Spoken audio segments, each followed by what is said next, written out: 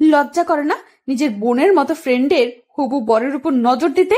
প্রতিদিন ভালোবাসার নতুন নতুন গল্প পেতে চ্যানেলটি সাবস্ক্রাইব করে পাশে থাকা বেল বাটনে ক্লিক করুন। কোন সাহসে আমার হবু বরের সাথে রুম ডেটে এসেছিস তুই? হ্যাঁ, তুই না আমার বেস্ট ফ্রেন্ড? লজ্জা করে না নিজের বোনের মতো ফ্রেন্ডের হবু বরের উপর নজর দিতে? কতটা নির্লজ্জ বেহায়া হলে মানুষ এমনটা করতে পারে ভেবে পাচ্ছি না আমি। এটা আমি কি করছে? এটা ঠিক না। সোভা নিজের হুঁশে নেই, কিন্তু আমি তো আছে। আমি কোনো ধরনের ভুল করতে পারবো না।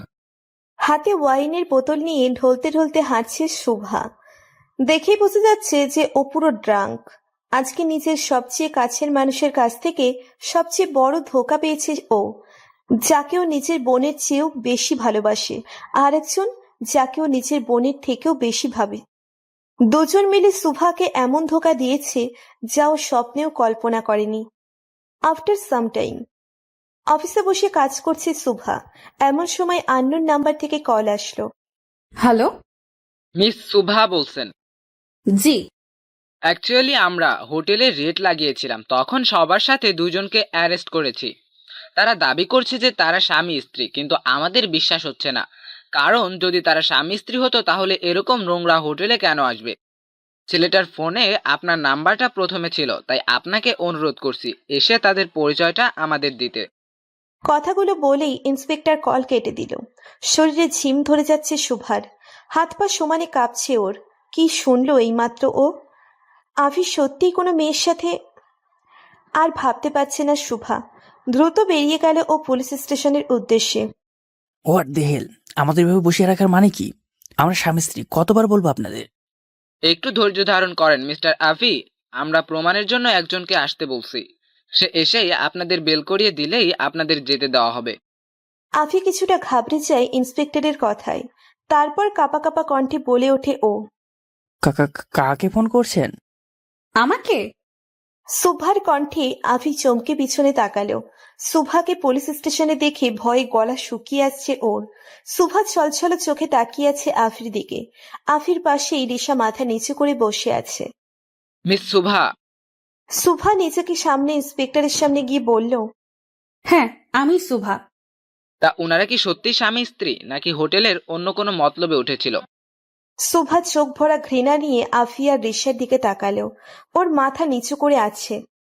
ওরা সত্যি কথা বলছে। দে আর হাজব্যান্ড অ্যান্ড ওয়াইফ। কোনো খারাপ মতলবে ওরা হোটেলে ওঠেনি। আসলে রিশা রেগে বাড়ি থেকে বের হয়ে গিয়েছিল।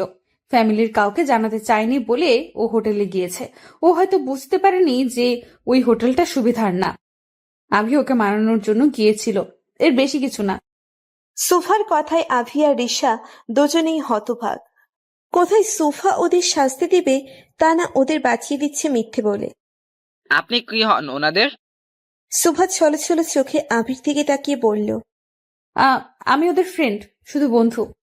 আপনাকে এখানে সাইন করতে হবে। সুফা ইন্সপেক্টরের দেখানো কাগজে সাইন করে দিল।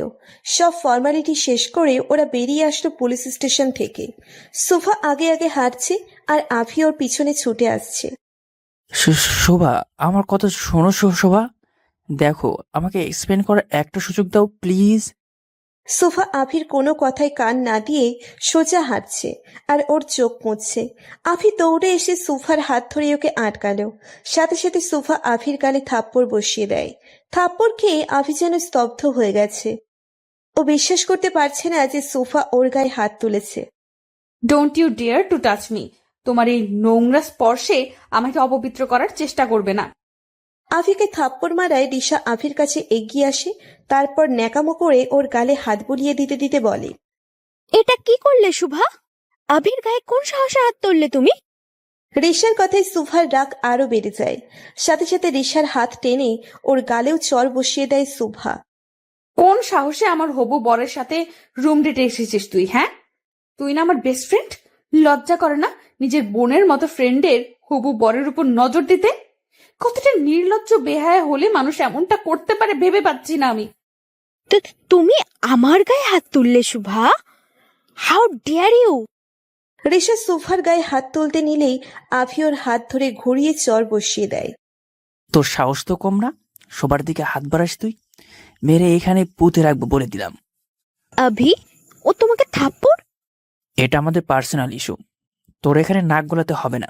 তুই জাস্ট আমার একদিনের বেড পার্টনার, তাই নিজেকে এত বড় মনে করিস না। শুভা আমার হবুশ্রী, ওর দিকে হাত বাড়ানোর সাহস দেখাবি না এরপর থেকে। রিশা অবাক আফির কথায়।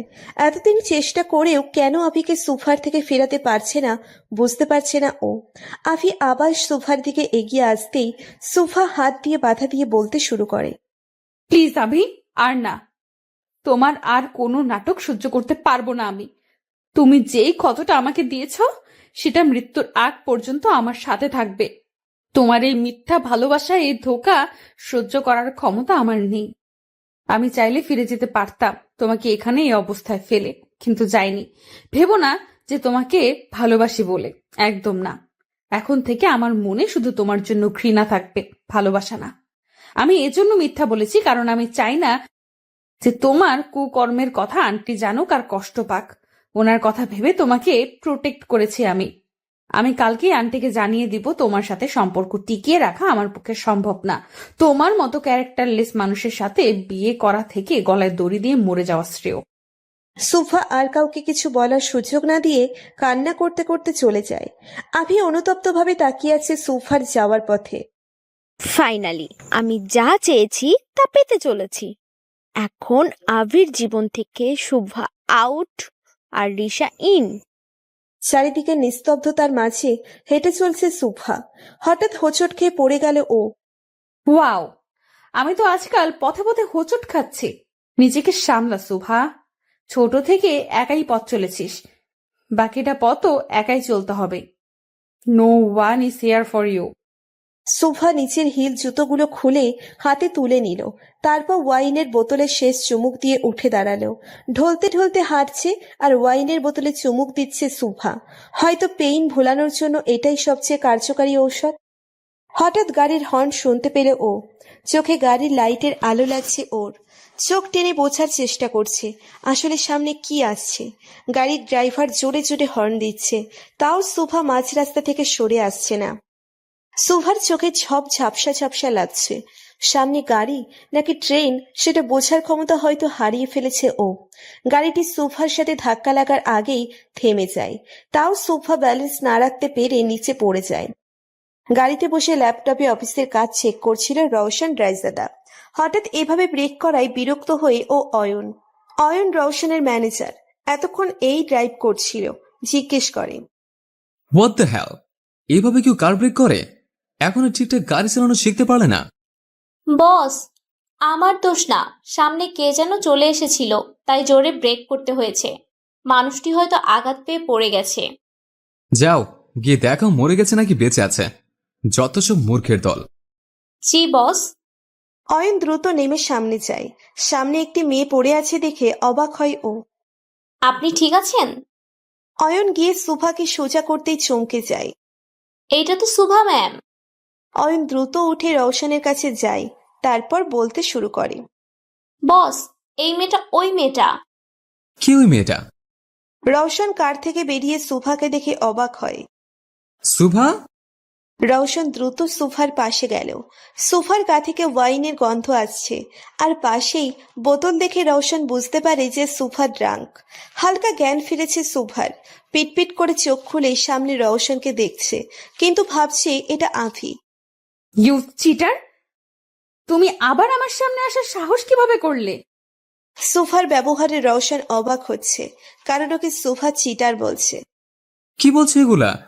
মাথা ঠিক আছে তোমার? আর তুমি এত রাতে একই অবস্থায় কেন শুভা? কি হাল করেছো নিজের? সোফাকে কোলে তুলে রওশন গাড়ির দিকে এগোয়। সোফা রওশনের বুকে কিল ঘুষি দিচ্ছে ইচ্ছে মতো। You cheated on me. You are a bloody cheater. I hate you. Just hate you. Rowshan সোফাকে ওর পাশের সিটে বসালো, তারপর অয়নকে বলল গাড়ি আফিদের বাড়ির দিকে ঘোরাতে। হঠাৎ সোফার খেয়াল থেকে আফি সরে গেল। এখন ও ভাবছে ওর পাশে অচেনা কেউ বসে আছে। ওর কাছে লোকটিকে রওশনের মতো লাগছে, মাতাল হলে যা হয়। এই, আপনি কি মিস্টার অ্যারোগেন্ট? না না, আপনি উনি হতে যাবেন কেন? আপনি তো কত ভালো। রওশন বিরক্ত হয়ে সোফার দিকে তাকালো। আচ্ছা, আপনি ওই খারুস একরু রওশন রায়জাদাকে চেনেন? রওশন আবার শকড প্লাস রেগে সোফার দিকে তাকালো। মানুষটা কতটা রুড অ্যারোগেন্ট হতে পারে তাকে না দেখলে বুঝতামই না। 1 নাম্বার ডেভিল, তেমন বদের হাড্ডি, সারাদিন মুখটা বাংলার 5 বানিয়ে রাখে। বেটা বুড়ো হয়ে যাচ্ছে তাও বিয়ে করে না। ও নো, এমন খারুস একরু অ্যারোগেন্ট ছেলেকে কে বিয়ে করবে? হ্যাঁ, একটুও হাসে না। জন্মের সময় হয়তো কেউ মুখে মধু দেয়নি। শোভা চুপ করো, আমার রাগ তুলো না, কারণ আমার রাগ সম্পর্কে তোমার কোনো ধারণা নেই। আরে আপনি রাখবেন কেন? কথায় কথায় রেগে যাওয়া তো খারুস রায়জাদার কাজ। আমি আদৌ এটা বুঝি না যে উনি মানুষ নাকি এলিয়েন। রওশন নিজের রাগ কন্ট্রোল করার চেষ্টা করছে, আর এইদিকে সুফা রওশনের সার্টিফিকেট তৈরি করছে বকে। অয়ন ভয়ে ভয়ে গাড়ি চালাচ্ছে। ও জানে রওশনের রাগ সম্পর্কে, তাই ভয় হচ্ছে ওর সুফার জন্য। বেচারের কপালে কি আছে? সুফার বকবক সহ্য করতে না পেরে রওশন আচমকা সুফাকে টেনে ওর ঠোঁটে নিচের ঠোঁট বসিয়ে দেয়। সুফা আচমকা এমন হওয়ায় অপ্রস্তুত হয়ে পড়ে। সুফা সরে আসতে চাইলে রওশন ওর কোমর জড়িয়ে ওকে নিজের আরো কাছে আনে। রাগের বশে এমনটা করলেও হঠাৎ ঘোরের মাঝে হারিয়ে যাচ্ছে রওশন। সুফা রওশনের কলার খামচে ধরেছে চোখ বন্ধ করে।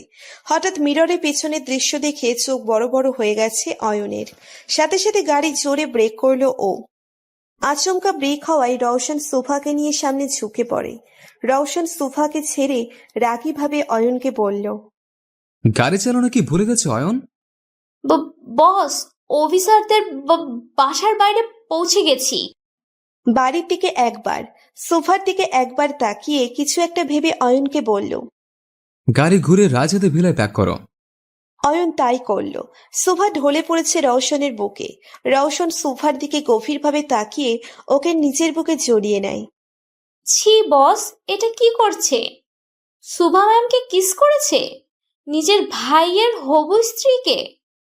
অফিসার জানলে ভয়ঙ্কর যুদ্ধ শুরু হবে এদের মাঝে। গাড়ি থামলো রাইজাদা ভিলার সামনে। রওশন গাড়ি থেকে নেমে সোফাকে কোলে তুলে ভেতরে প্রবেশ করে। অয়নের তো বুক ধুকপুক করছে। পুরো বাড়ি খালি, শুধু সোফা আর রওশন ভিতরে। বস, সুভা ম্যামের সাথে উল্টাপাল্টা কিছু করবেন না তো? সুভা ম্যাম তো ড্রাঙ্ক, যদি কিছু। না, এসব কি ভাবছি আমি? আমাদের রওশন স্যার তো এরকম না। উনি আজও কোনো মেয়ের সাথে মিসবিহেভ করেনি। তার ওপর উনি তো মেয়েদের থেকে 100 হাত দূরে থাকেন। উনি এরকম কিছু করবেন না, আমার বিশ্বাস আছে। তাহলে উনি ম্যামকে নিয়ে নিজের বাড়িতে আসলেন কেন? উনি তো পারতেন ম্যামকে অফিসারদের বাড়ি দিয়ে আসতে। বাড়ি অবধি পৌঁছেও কেন ফিরে আসলেন? আর ভাবতে পারছি না। আমার এখানে মাথা ঘামিয়ে লাভ নেই। 2 ভাইয়েরটা 2 ভাই বুঝুক, আমি যাই। নিজের কনফিউশন নিয়েই অয়ন গাড়ি ব্যাক করে চলে যায়। রওশন সোফাকে নিজের রুমে নিয়ে এসে ওর বেডে শুইয়ে দেয়। সোফা বেঘরে ঘুমোচ্ছে। রওশন অনেকটা ঝুঁকে আছে সোফার দিকে। রওশনের নিঃশ্বাস সোফার মুখে পড়ছে। এতে সোফার কপালের চুলগুলো হালকা নড়ছে। আজ প্রথমবারের মতো সোফাকে এত কাছ থেকে দেখছে রওশন। সোফার গায়ের রং চাপা, কিন্তু চেহারায় অদ্ভুত মায়া ওর। ঠিক বাম গালে একটা কালো তিল আছে সোফার, তার উপর ঠোঁটেও তিল। এই তিলটার জন্যই রওশন তখন নিজের নিয়ন্ত্রণ হারিয়ে ফেলেছিল। যখন সোফা অবিরাম কথা বলছিল, ওর দিকেই তাকিয়েছিল রওশন অপলক। তখন নিজেকে নিয়ন্ত্রণে রাখতে পারেনি ও, তাই এমন ভুল করে ফেলেছে। ঘুমের মধ্যেই সোফা রওশনের কলার ধরে আছে। রওশন সোফার দিকে আরেকটু ঝুঁকে ওর গালের তিলটাই ঠোঁট ছোঁয়ালো। তারপর ঠোঁটের উপরের তিলটাই হালকা ঠোঁট ছোঁয়ালো। ঘোরের মধ্যে হারিয়ে যাচ্ছে রওশন। এমন লাগছে সোফা ওকে টানছে। রওশন সোফার আরেকটু কাছে যেতেই কোথাও থেকে একটা বাধা পড়ে ওর। এটা আমি কি করছে? এটা ঠিক না। শোভা নিজের হুঁশে নেই, কিন্তু আমি তো আছে। আমি কোনো ধরনের ভুল করতে পারবো না। রওশন সোফার থেকে সরে এসে ওর গায়ে ব্ল্যাঙ্কেট টেনে দেয়। রওশন ওর কাবার্ড থেকে নিজের নাইট স্যুটটা বের করে ওয়াশরুমে ঢুকে পড়ে। রওশন রাইজাদা ফ্যামিলি বলতে কেউ নেই। এক কথায় বলতে গেলে ফ্যামিলি থেকেও নেই। আভি রওশনের ছোট আব্বুর ছেলে। 1 বছরের ছোট আভি রওশনের থেকে। ওদের মাঝে সম্পর্ক তেমন একটা ভালো না। আভির আব্বু রওশনকে শুধু নিজের টাকার চাহিদা পূরণের মেশিন ভাবে। সবার জন্য রওশন একজন discipline, strict, rude, arrogant person. সবাইকে শাসনে রাখে রওশন। ওর অফিস থেকে ধরে বাসার কাজের লোকেরাও রওশনকে ভয় পায়। মেয়েরা রওশন বলতে পাগল, কিন্তু রওশনের মেয়েদের প্রতি কোনো আসক্তি নেই। ওর যত আসক্তি সব সোফাকে ঘিরে। ফ্রেশ হয়ে এসে রওশন গিয়ে সোফায় বসে পড়ে। ওর চোখ স্থির হয়ে আছে সোফার দিকে। কেন যেন নিজের নজর সরাতে পারছে না ও সোফার উপর থেকে। সোফাকে দেখতে দেখতে কখন রওশন ঘুমের রাজ্যে হারিয়ে যায় ও বুঝতে পারছে না। ও বুঝতে পারে না। পরদিন সকালে ভোরের আলো চোখে পড়তেই ঘুম ভেঙে গেল সোফার। আড়ামোড়া ভেঙে উঠে বসলে ও। মাথাটা এখনো ছিম ধরে আছে। নিজের মাথা চেপে ধরে কতক্ষণ বসে থাকলো ও। হঠাৎ চোখ খুলে তাকাতেই চমকে ওঠে সোফা। এটা কোথায় ও?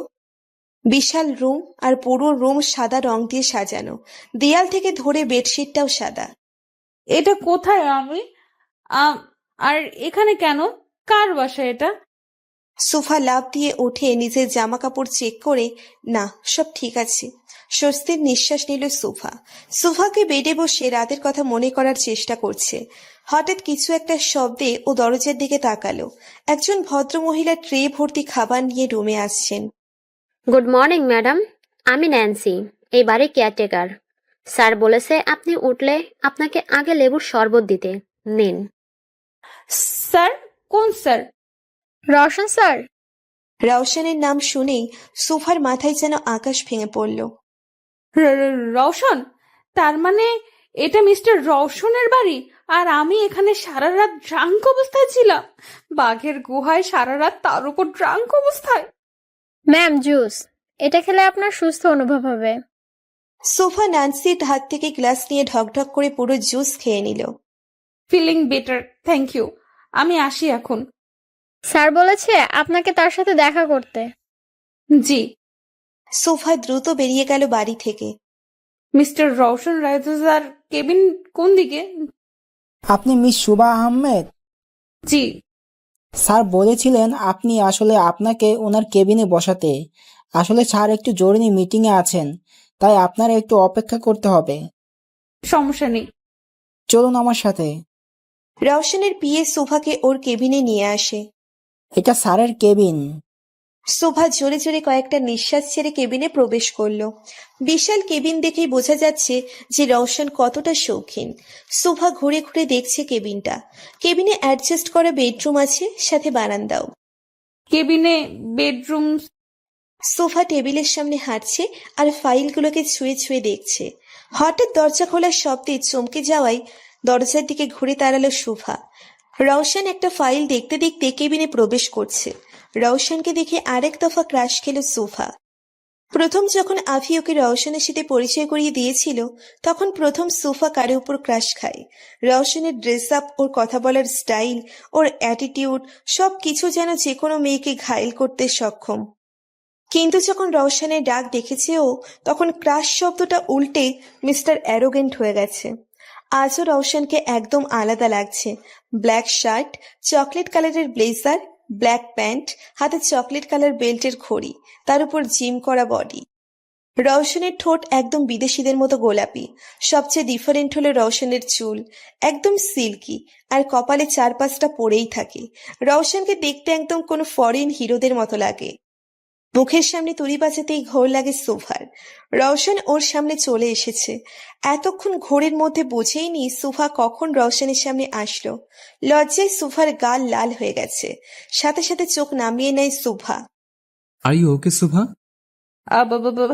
হ্যাঁ, আমি ঠিক আছি। রওশন গিয়ে ওর ডেস্কে বসলো আর সোফাকে ইশারা করলো অপোজিটে বসতে। সোফা মাথায় নিচু করে বসে পড়ল। না টেল মি, কালকে কি হয়েছিল? আভি এমন কি করেছে যে তুমি নেশার ঘোরেও ওকে সহ্য করতে পারছিলে না?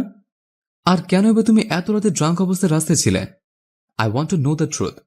কিন্তু মনে থাকে যেন আমি মিথ্যাকে ঘৃণা করি, তাই আমাকে সবটা সত্য বলবে। সোফা ছলো ছলো চোখে রওশনের দিকে তাকালো। সোফার এই কান্না ভরা দৃষ্টি রওশনের বুকে গিয়ে বিঁধছে। এই দৃষ্টিতে কতটা পেইন আছে সেটা হয়তো রওশন অনুভব করতে পারছে। গতকাল ঘটে যাওয়া সব কাহিনী সোফা রওশনকে বলল। রওশন বাকরুদ্ধ হয়ে শুনেছে সোফার কথা। ওর আগে থেকেই জানা ছিল আফি কখনো শুধরাবে না। কলেজ লাইফ থেকেই আফি মেয়েদের প্রতি দুর্বল। ওর কতটা অ্যাফেয়ার ছিল তা হয়তো ওর নিজেরও মনে নেই। সোফার সাথে পরিচয় হবার পর আফির মধ্যে পরিবর্তন লক্ষ্য করেছিল রওশন। ও ও ভেবেছিল হয়তো আভি বদলে গেছে, কিন্তু এখন সোফার কথাগুলোতেই রওশনের ধারণা ভুল প্রমাণিত হলো। কুকুরের লেজ যেমন কখনো সোজা হয় না, তেমনি আভিও হয়তো কখনো শুধরাবে না। এখন শুভাকে কি বলে সান্ত্বনা দিবে তা বুঝতে পারছে না রওশন। শত হলেও ওর ভাই আভি, আভির ভুলের বোঝা একটু হলেও ওকে বইতে হবে। অনেক ভেবে রওশন সুফাকে বলতে শুরু করলো। দেখো সুভা, আমি সুফা রওশনকে থামিয়ে নিচে আবার বলতে শুরু করে। থাক রওশন, আপনাকে ওর সাফাইতে কিচ্ছু বলতে হবে না। ও আপনার ভাই হয়, তাই ওর ভুলটা হয়তো আপনার কাছে তত বড় কিছু নয়, কিন্তু আমার কাছে এটা ভুল না, অপরাধ। অভি ধোঁকা দিয়েছে আমাকে, তাই আভির সাথে আমার সম্পর্ক আমি শেষ করে দিয়েছি। হয়তো ও আপনার ভাই হয়, তাই আপনি ওর জন্য বলবেন, বাট সরি, ওর মতো ক্যারেক্টারলেস চিটার মানুষের সাথে আমি আমার জীবন জড়াতে চাই না। আমি এখানে আপনাকে শুধু এতটুকুই জানাতে এসেছিলাম। সুফা ওর আঙ্গুল থেকে এঙ্গেজমেন্ট রিং খুলে রওশনের সামনে রাখে। আন্টিকে এটা ফিরিয়ে দিয়েন, ওনার কাছ থেকে অনেক ভালোবাসা পেয়েছি। আমার মতো অনাথ মেয়েকে উনি নিজের মেয়ের মতো ভেবেছেন, এটাই আমার কাছে অনেক। কিন্তু হয়তো ওনার মতো মা আমার ভাগ্যে নেই।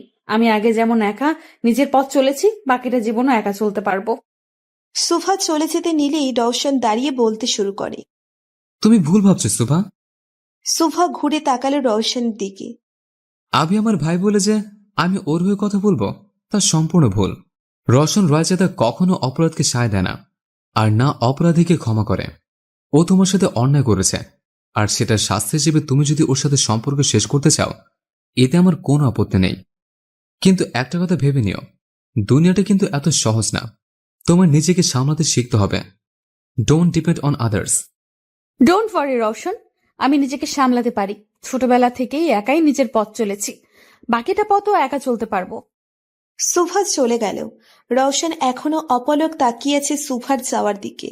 সুফার ভেতরটা অবস্থা ও অনুভব করতে পারছে। যখন সুফা নিজেকে অনাথ বলেছিল, কথাটা বুকে গিয়ে লেগেছে রওশনের। অনাথ শব্দটা কতটা কষ্টের সেটা হয়তো রওশনের থেকে ভালো কেউ জানে না। রওশন উঠে জানালার সামনে গিয়ে দাঁড়ায়। থাই গ্লাসের বিপরীত ব্যস্ত শহরটা দেখছে ও। সবাই সবার মতো ব্যস্ত এই শহরে, কারো ব্যথা অনুভব করার সময় কারো নেই। এতটুকুতে ভেঙে পড়লে চলবে না সুভা, তোমাকে স্ট্রং হতে হবে। নিজেকে প্রমাণ করতে হবে দুনিয়ার সামনে। এই ব্যস্ত শহরে ভিড়ে নিজেকে টিকিয়ে রাখতে হবে। তুমি যত কমজোর হবে, আশেপাশের মানুষ তোমাকে ততই ডাবানোর চেষ্টা করবে। অনেক কষ্টে ঘুরে দাঁড়িয়েছে আমি, নিজেকে প্রতিষ্ঠিত করেছে শুধুমাত্র এই ব্যস্ত শহরের মানুষদের সাথে টিকে থাকার জন্য। তোমাকেও তাই করতে হবে। দুনিয়া ততটা সহজ না যেমনটা তুমি ভাবো। রওশনের চোখের কোণা দিয়ে পানি জমে আছে, কিন্তু রওশন সেটা গড়িয়ে পড়ার আগেই নিজের বৃদ্ধ আঙ্গুল দিয়ে মুছে ফেলে। সবার একটা অতীত থাকে, রওশনেরও আছে, সেটা খুব শীঘ্রই জানতে পারবেন। পার্কের একটা বেঞ্চে বসে আছে সুফা। ভাবছি ওর আগের জীবন আর এখনকার মধ্যে কতটা পরিবর্তন এসেছে। বুঝ হওয়ার পর থেকেই অনাথ আশ্রমকে নিজের ঘর ভেবেছে সুফা, আর সেখানকার মানুষদের নিজের পরিবার। লেখাপড়ায় ভালো হওয়ার সুবাদে সুফাকে স্কলারশিপ দেওয়া হয়। নিজের যোগ্যতা প্রমাণ করে প্রতিষ্ঠিত হয়েছে সুফা। অনেক পরিশ্রমে সুফা এখন নিজের একটা চাইল্ড এনজিও গড়ে তুলেছে। সুফা একজন ফ্যাশন ডিজাইনার, তার পাশাপাশি এনজিও সামলাই ওর। 1 বছর আগে আফরির সাথে একটা সোশ্যাল পার্টিতে দেখা হয়েছিল সুফার। অনেক কম সময়ে অনেক গভীর বন্ধুত্ব হয়ে যায় সুফা আর আভির। রিশা সুফার কলেজ লাইফের ফ্রেন্ড ছিল, সব সময় সুফার পাশে থেকেছে ও। আভি সুফাকে ওর মায়ের সাথে পরিচয় করিয়ে দেয়। আভির মা সুফাকে নিজের মেয়ের মতো ভালোবাসা দিয়েছে। এই ভালোবাসার প্রতি দুর্বল হয়ে পড়ে সুফা, কারণ মায়ের ভালোবাসা কেমন সেটা ও কখনো বোঝেনি। আশার মাঝে নিজের মাকে খোঁজার চেষ্টা করেছে সুফা। এর মধ্যে আভি সুফাকে প্রপোজ করে। সুফাও রাজি হয়ে যায়। একমাত্র কারণ ছিল আশা। ও আভির প্রতি নিজের ভালো লাগাকে ভালোবাসার নাম দিয়ে দেয়। আভি আর আশার প্রতি অনেক দুর্বল হয়ে পড়ে সুফা, কারণ পরিবারের অর্থ কি সেটা এদের কাছ থেকেই জেনেছে ও। কিন্তু হঠাৎ করেই সব স্বপ্ন ভেঙে তছনছ হয়ে গেল ওর। যাদের এত বিশ্বাস করেছে, শেষে ওরাই ওকে সবচেয়ে বড় ধোঁকা দিল। নিজেদের প্রতি তাচ্ছিল্যের হাসি আসছে সুভার। কত সহজেও মানুষকে বিশ্বাস করে নেয়, আর সে মানুষ ওকে ধোঁকা দিয়ে বুঝিয়ে দেয় সুফা কতটা বোকা। আর না, আর কারো প্রতি দুর্বল হব না আমি, আর না কাউকে বিশ্বাস করব। বিশ্বাসের মর্যাদা দিতে জানে না কেউ। আমাদের চারপাশে শুধু ধোঁকা বিরাজমান। শুভা নিজের চোখের পানি মুছে নিজেকে নর্মাল করে নেয়, তারপর বলে, আমার জীবন থেকে আভি রিশা নামের অধ্যায় শেষ হয়ে গেছে। ওদের আর কোনো স্থান নেই আমার জীবনে। I hate you, I just hate you Abhi. আভির কল আসছে শোভার ফোনে। কাল থেকে অসংখ্য কল আর মেসেজ এসেছে আভির। শোভা কোনোটার উত্তর দেয়নি। আবার কল আসতেই শোভা কল কেটে ফোন সুইচ অফ করে রেখে দেয়। এখন থেকে কোনো পিছুটান নেই। আমি আমার লাইফ নিজের মতো করে গুছিয়ে নিব। আমার লাইফে আভি নামক কারো অস্তিত্বের স্থান হবে না। পরদিন প্রতিদিনের মতো অফিসের জন্য রেডি হচ্ছে শোভা। হোয়াইট জিন্স আর হোয়াইট টপস পরে উঁচু করে ঝুঁটি বেঁধে নিয়েছে, হালকা মেকআপ আর শুজ, ব্যাস রেডি অফিসের জন্য। শোভা এমন বিহেভ করছে যেন কিছুই হয়নি। ব্যাগ নিয়ে বেরিয়ে পড়ল শোভা। বাইরে আসতেই ওর চোখ গেল সাদা রঙের গাড়িটার দিকে। আভি দাঁড়িয়ে আছে গাড়ির সাথে হেলান দিয়ে, হয়তো শোভার অপেক্ষায় করছিল ও। শোভা আভিকে দেখেও না দেখার ভান করে ওর গাড়ির দিকে গেল। আভি শোভাকে দেখা মাত্রই দৌড়ে যায়, কিন্তু ততক্ষণে শোভার গাড়ি অনেক এগিয়ে চলে গেছে। আভি অনেক ডাক দিয়েছিল শোভাকে, কিন্তু শোভা পেছনে ফেরেনি। এটা তুমি ঠিক করছো না শোভা। আমি আভির আইজাদা, আমার পিছনে হাজারো মেয়ে ঘুরে, অথচ তুমি আমাকে দেখেও না দেখার ভান করে চলে গেলে। আমাকে অ্যাভয়েড করার পরিণাম অনেক খারাপ হবে। পরদিন অফিসে শোভা অফিসে ঢুকতেই ওর সামনে রিশা চলে আসে। রিশা আর শোভা একই অফিসে কাজ করে। শোভা রিশাকে দেখেও না দেখার ভান করে, নিজের কেবিনে চলে যায়। কেবিনে বসে কাজ করছে শোভা। এমন সময় ওর ল্যান্ড ফোনে কল আসে।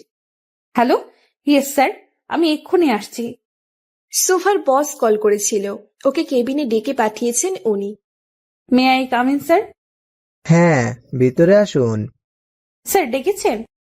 জি মিস সুভা, আসলে কালকে একটা প্রদর্শনীও থ্রো করা হয়েছে ফ্যাশন ডিজাইনারদের জন্য।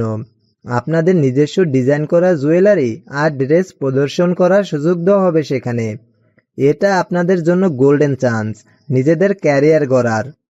আমাদের অফিস থেকে দুজন সিলেক্ট করা হয়, তার মধ্যে আপনি একজন। Really sir? কিন্তু আরেকজন কে? রিশা। রিশার নাম শুনেই শোভার মুখ ফ্যাকাশে হয়ে যায়। আশা করব আপনারা ভালো পারফরমেন্স দিতে পারবেন। I will try my best. Shobha বেরিয়ে এলো বসের কেবিন থেকে। পার্টিসিপেট করবে, তার মানে কালকে রিশার মুখোমুখি হতে হবে ওকে। এটা আমার ক্যারিয়ারের জন্য অনেক গুরুত্বপূর্ণ। আমাকে যেভাবেই হোক জিততে হবেই। মনোযোগ সহকারে কাজ করছে শোভা প্রদর্শনী ফাংশনের জন্য। কাজ করতে করতে কখন অফিস টাইম শেষ হয়ে যায় বুঝতে পারে না শোভা। হঠাৎ ঘড়ির দিকে চোখ যেতেই দেখে 8টা বেজে গেছে। সবাই হয়তো চলে গেছে এতক্ষণে।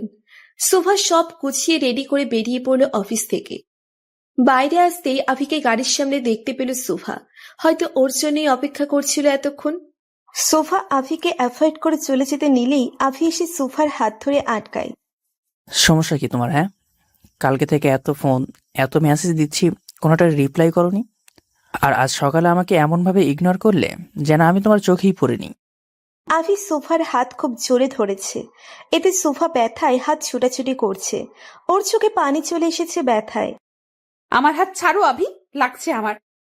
আভি সোফার হাত আরো শক্ত করে ধরে, ওকে নিজের কাছে টেনে এনে বলে, লাগুক, আমারই গতি লেগেছিল যখন তুমি আমাকে অ্যাভয়েড করেছিলে।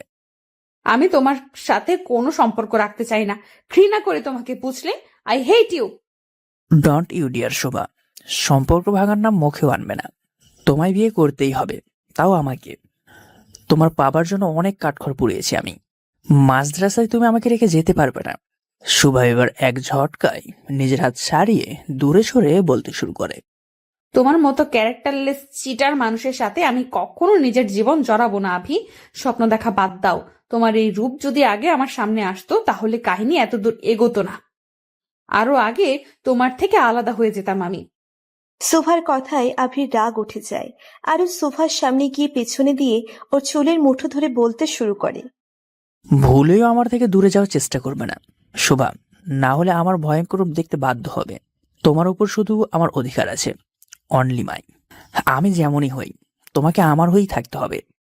সুভা আভিকে ধাক্কা দিয়ে ওর গালে চড় বসিয়ে দেয়, তারপর চিল্লিয়ে বলে, কখনো না। তোমার মতো মানুষের সাথে জীবন জড়ানোর থেকে ভালো আমি মরে গেলে খুশি হব। তোমার চেহারাও আমার কাছে ঘৃণিত। সোফা কান্না করতে করতে আভির সামনে থেকে দৌড়ে চলে গেল।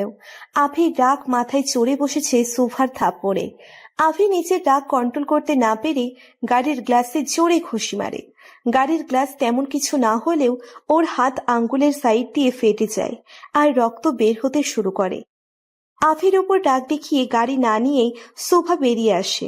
মাঝ রাস্তা দিয়ে কান্না করতে করতে হাঁটছে সোফা। আভির কথাগুলো অনেক কষ্ট দিয়েছে ওকে। হঠাৎ সোফার সামনে একটা গাড়ি আসতেই কেউ সোফার হাত টেনে সরিয়ে দেয়। সোফা সামনে তাকিয়ে দেখে রওশন দাঁড়িয়ে আছে। Are you mad? এভাবে মাঝ রাস্তা দিয়ে কেউ হাঁটে শোভা?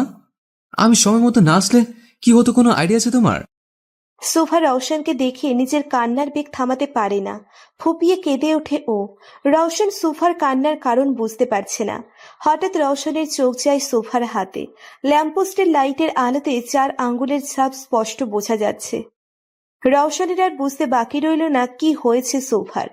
রওশন সোফার গালে আলতো করে হাত রেখে ওকে শান্ত করার চেষ্টা করতে করতে বলে, শোভা দেখো, প্লিজ স্টপ ক্রাইং, সব ঠিক আছে, দেখো। সোফা আচমকা কান্নার বেগ বাড়িয়ে রওশনকে জড়িয়ে ধরল। রওশনের বুকে মাথা রেখে ফুপিয়ে ফুপিয়ে কাঁদছে সোফা। রওশন সোফার মাথায় হাত বুলিয়ে দিচ্ছে আর এক হাত ওর পিঠে রেখেছে। রওশনের হাত মুষ্টিবদ্ধ, হয়তো রাগ কমানোর চেষ্টা করছে। চোখে রাগে লাল হয়ে আছে। এটা তুই ঠিক করলি না অভি। রওশন সোফাকে নিজের গাড়ি করে ওর বাড়িতে পৌঁছে দেয়। তারপর গাড়ি ব্যাক করে চলে যায় নিজের গন্তব্যে। আফি নিজেদের বাড়ির পার্কিং এ নিজের গাড়ি পার্ক করছে। গাড়ি পার্ক করে আফি পার্কিং হল থেকে বের হতে নিলেই কেউ ওর মুখ কালো কাপড় দিয়ে ঢেকে দেয়। আফি কিছু বুঝে ওঠার আগেই আগন্তুকটি ওকে গাড়ির সাথে ধাক্কা দিয়ে ওর হাত বেঁধে ফেলে কিছু দিয়ে। আফি ছুটাছুটি করছে, আচমকা আগন্তুকটি ওর মুখ বরাবর কয়েকটা পাঁচ মারে। আফির নাক দিয়ে রক্ত বের হতে শুরু করেছে। ও চিৎকারও করতে পারছে না আর না কাউকে ডাকতে পারছে। আগন্তুকটি আফিকে ধাক্কা দিয়ে ওর শার্টের কলার ধরে গাড়ির ডিকির সাথে কয়েকটা বাড়ি দেয়। আফি ছিটকে পড়ে যায় ফ্লোরে। ব্যথায় কাতরাচ্ছে আফি। আগন্তুকটি ওর পাশে হাঁটু কেড়ে বসে। তারপর নিজের প্যান্টের পকেট থেকে একটা আংটি বের করে আফির শার্টের পকেটে ঢুকিয়ে দেয়। আফি হাত ছুড়ছে বাঁধন খোলার জন্য। আগন্তুকটি দাঁড়িয়ে আফিকে ডিঙিয়ে চলে যায়। ওয়াচম্যান পার্কিং ক্রস করে যাওয়ার সময় আফিকে এই অবস্থায় দেখে ছুটে আসে। তারপর আফির হাতের বাঁধন খুলে দিতে দিতে বলে, স্যার আপনি ঠিক আছেন? আপনার এই অবস্থা কি করে হলো? আফির হাতের বাঁধন খুলতেই ও এক ঝটকায় নিজের মুখের কাপড়টি সরিয়ে ফেলে দেয়। আফির নাক থেকে রক্ত বের হচ্ছে। ঠোঁট আর কপাল ফেটে রক্ত পড়ছে। কে ছিল এখানে? আর কার এত বড় সাহস আভি রায়জাতের উপর হামলা করার? আমি দেখিনি স্যার, আমি এইমাত্র আসলাম আর আপনাকে এই অবস্থায়। আফি নিজের ঠোঁটের কোণায় আঙ্গুল দিয়ে রক্ত মুছতে মুছতে বলে, কে হতে পারে এটা যে আমার বাড়িতে ঢুকে আমার উপর হামলা করে চলে যায়? হঠাৎ আফির খেয়াল হলো লোকটি ওর পকেটে কিছু রেখে গিয়েছে। আফি চট জলদি নিচের পকেট থেকে রিংটি বের করে। রিংটি বের করেই আফি চমকে যায়, কারণ এটি সুভার রিং, যেটাও এঙ্গেজমেন্টের দিন সুভাকে পরিয়েছিল। আফি রিংটা মুঠো করে হিংস্র চোখে বলে, তো এটা তোমার কাজ শোভা? আমাকে আমার বাড়িতেই গুন্ডা দিয়ে পিটিয়ে প্রতিশোধ নিলে? তোমাকে তো আমি মাসুদ ভাবতাম, কিন্তু তুমি তো। ইট ইস ওকে বেবি, খেলা তো সবে শুরু। আমার প্রতিঘাতের জন্য প্রস্তুত থেকো। নিজের বেডে বসে হাতে ফার্স্ট এইড করছে রওশন। আভিকে মারা আগন্তুকটি রওশনই ছিল। সুভাকে কষ্ট দেওয়ার যোগ্য শাস্তি দিয়েছে ও আভিকে। আভিকে মারার সময় ডান হাতে আঘাত পেয়েছে ও। হাতের আঙ্গুলের দিক দিয়ে ফেটে রক্ত বের হচ্ছে। সেখানে মলম লাগিয়ে স্কিন করে নেয় রওশন। রওশন বারান্দায় চলে যায়। তারপর রেলিংয়ে হাত রেখে আকাশের দিকে তাকিয়ে বলতে শুরু করে, রওশন কখনো কারো অপরাধ ক্ষমা করে না, সে যেই হোক। ভুল করলে সেটা যোগ্য শাস্তি রওশন দিতে জানে।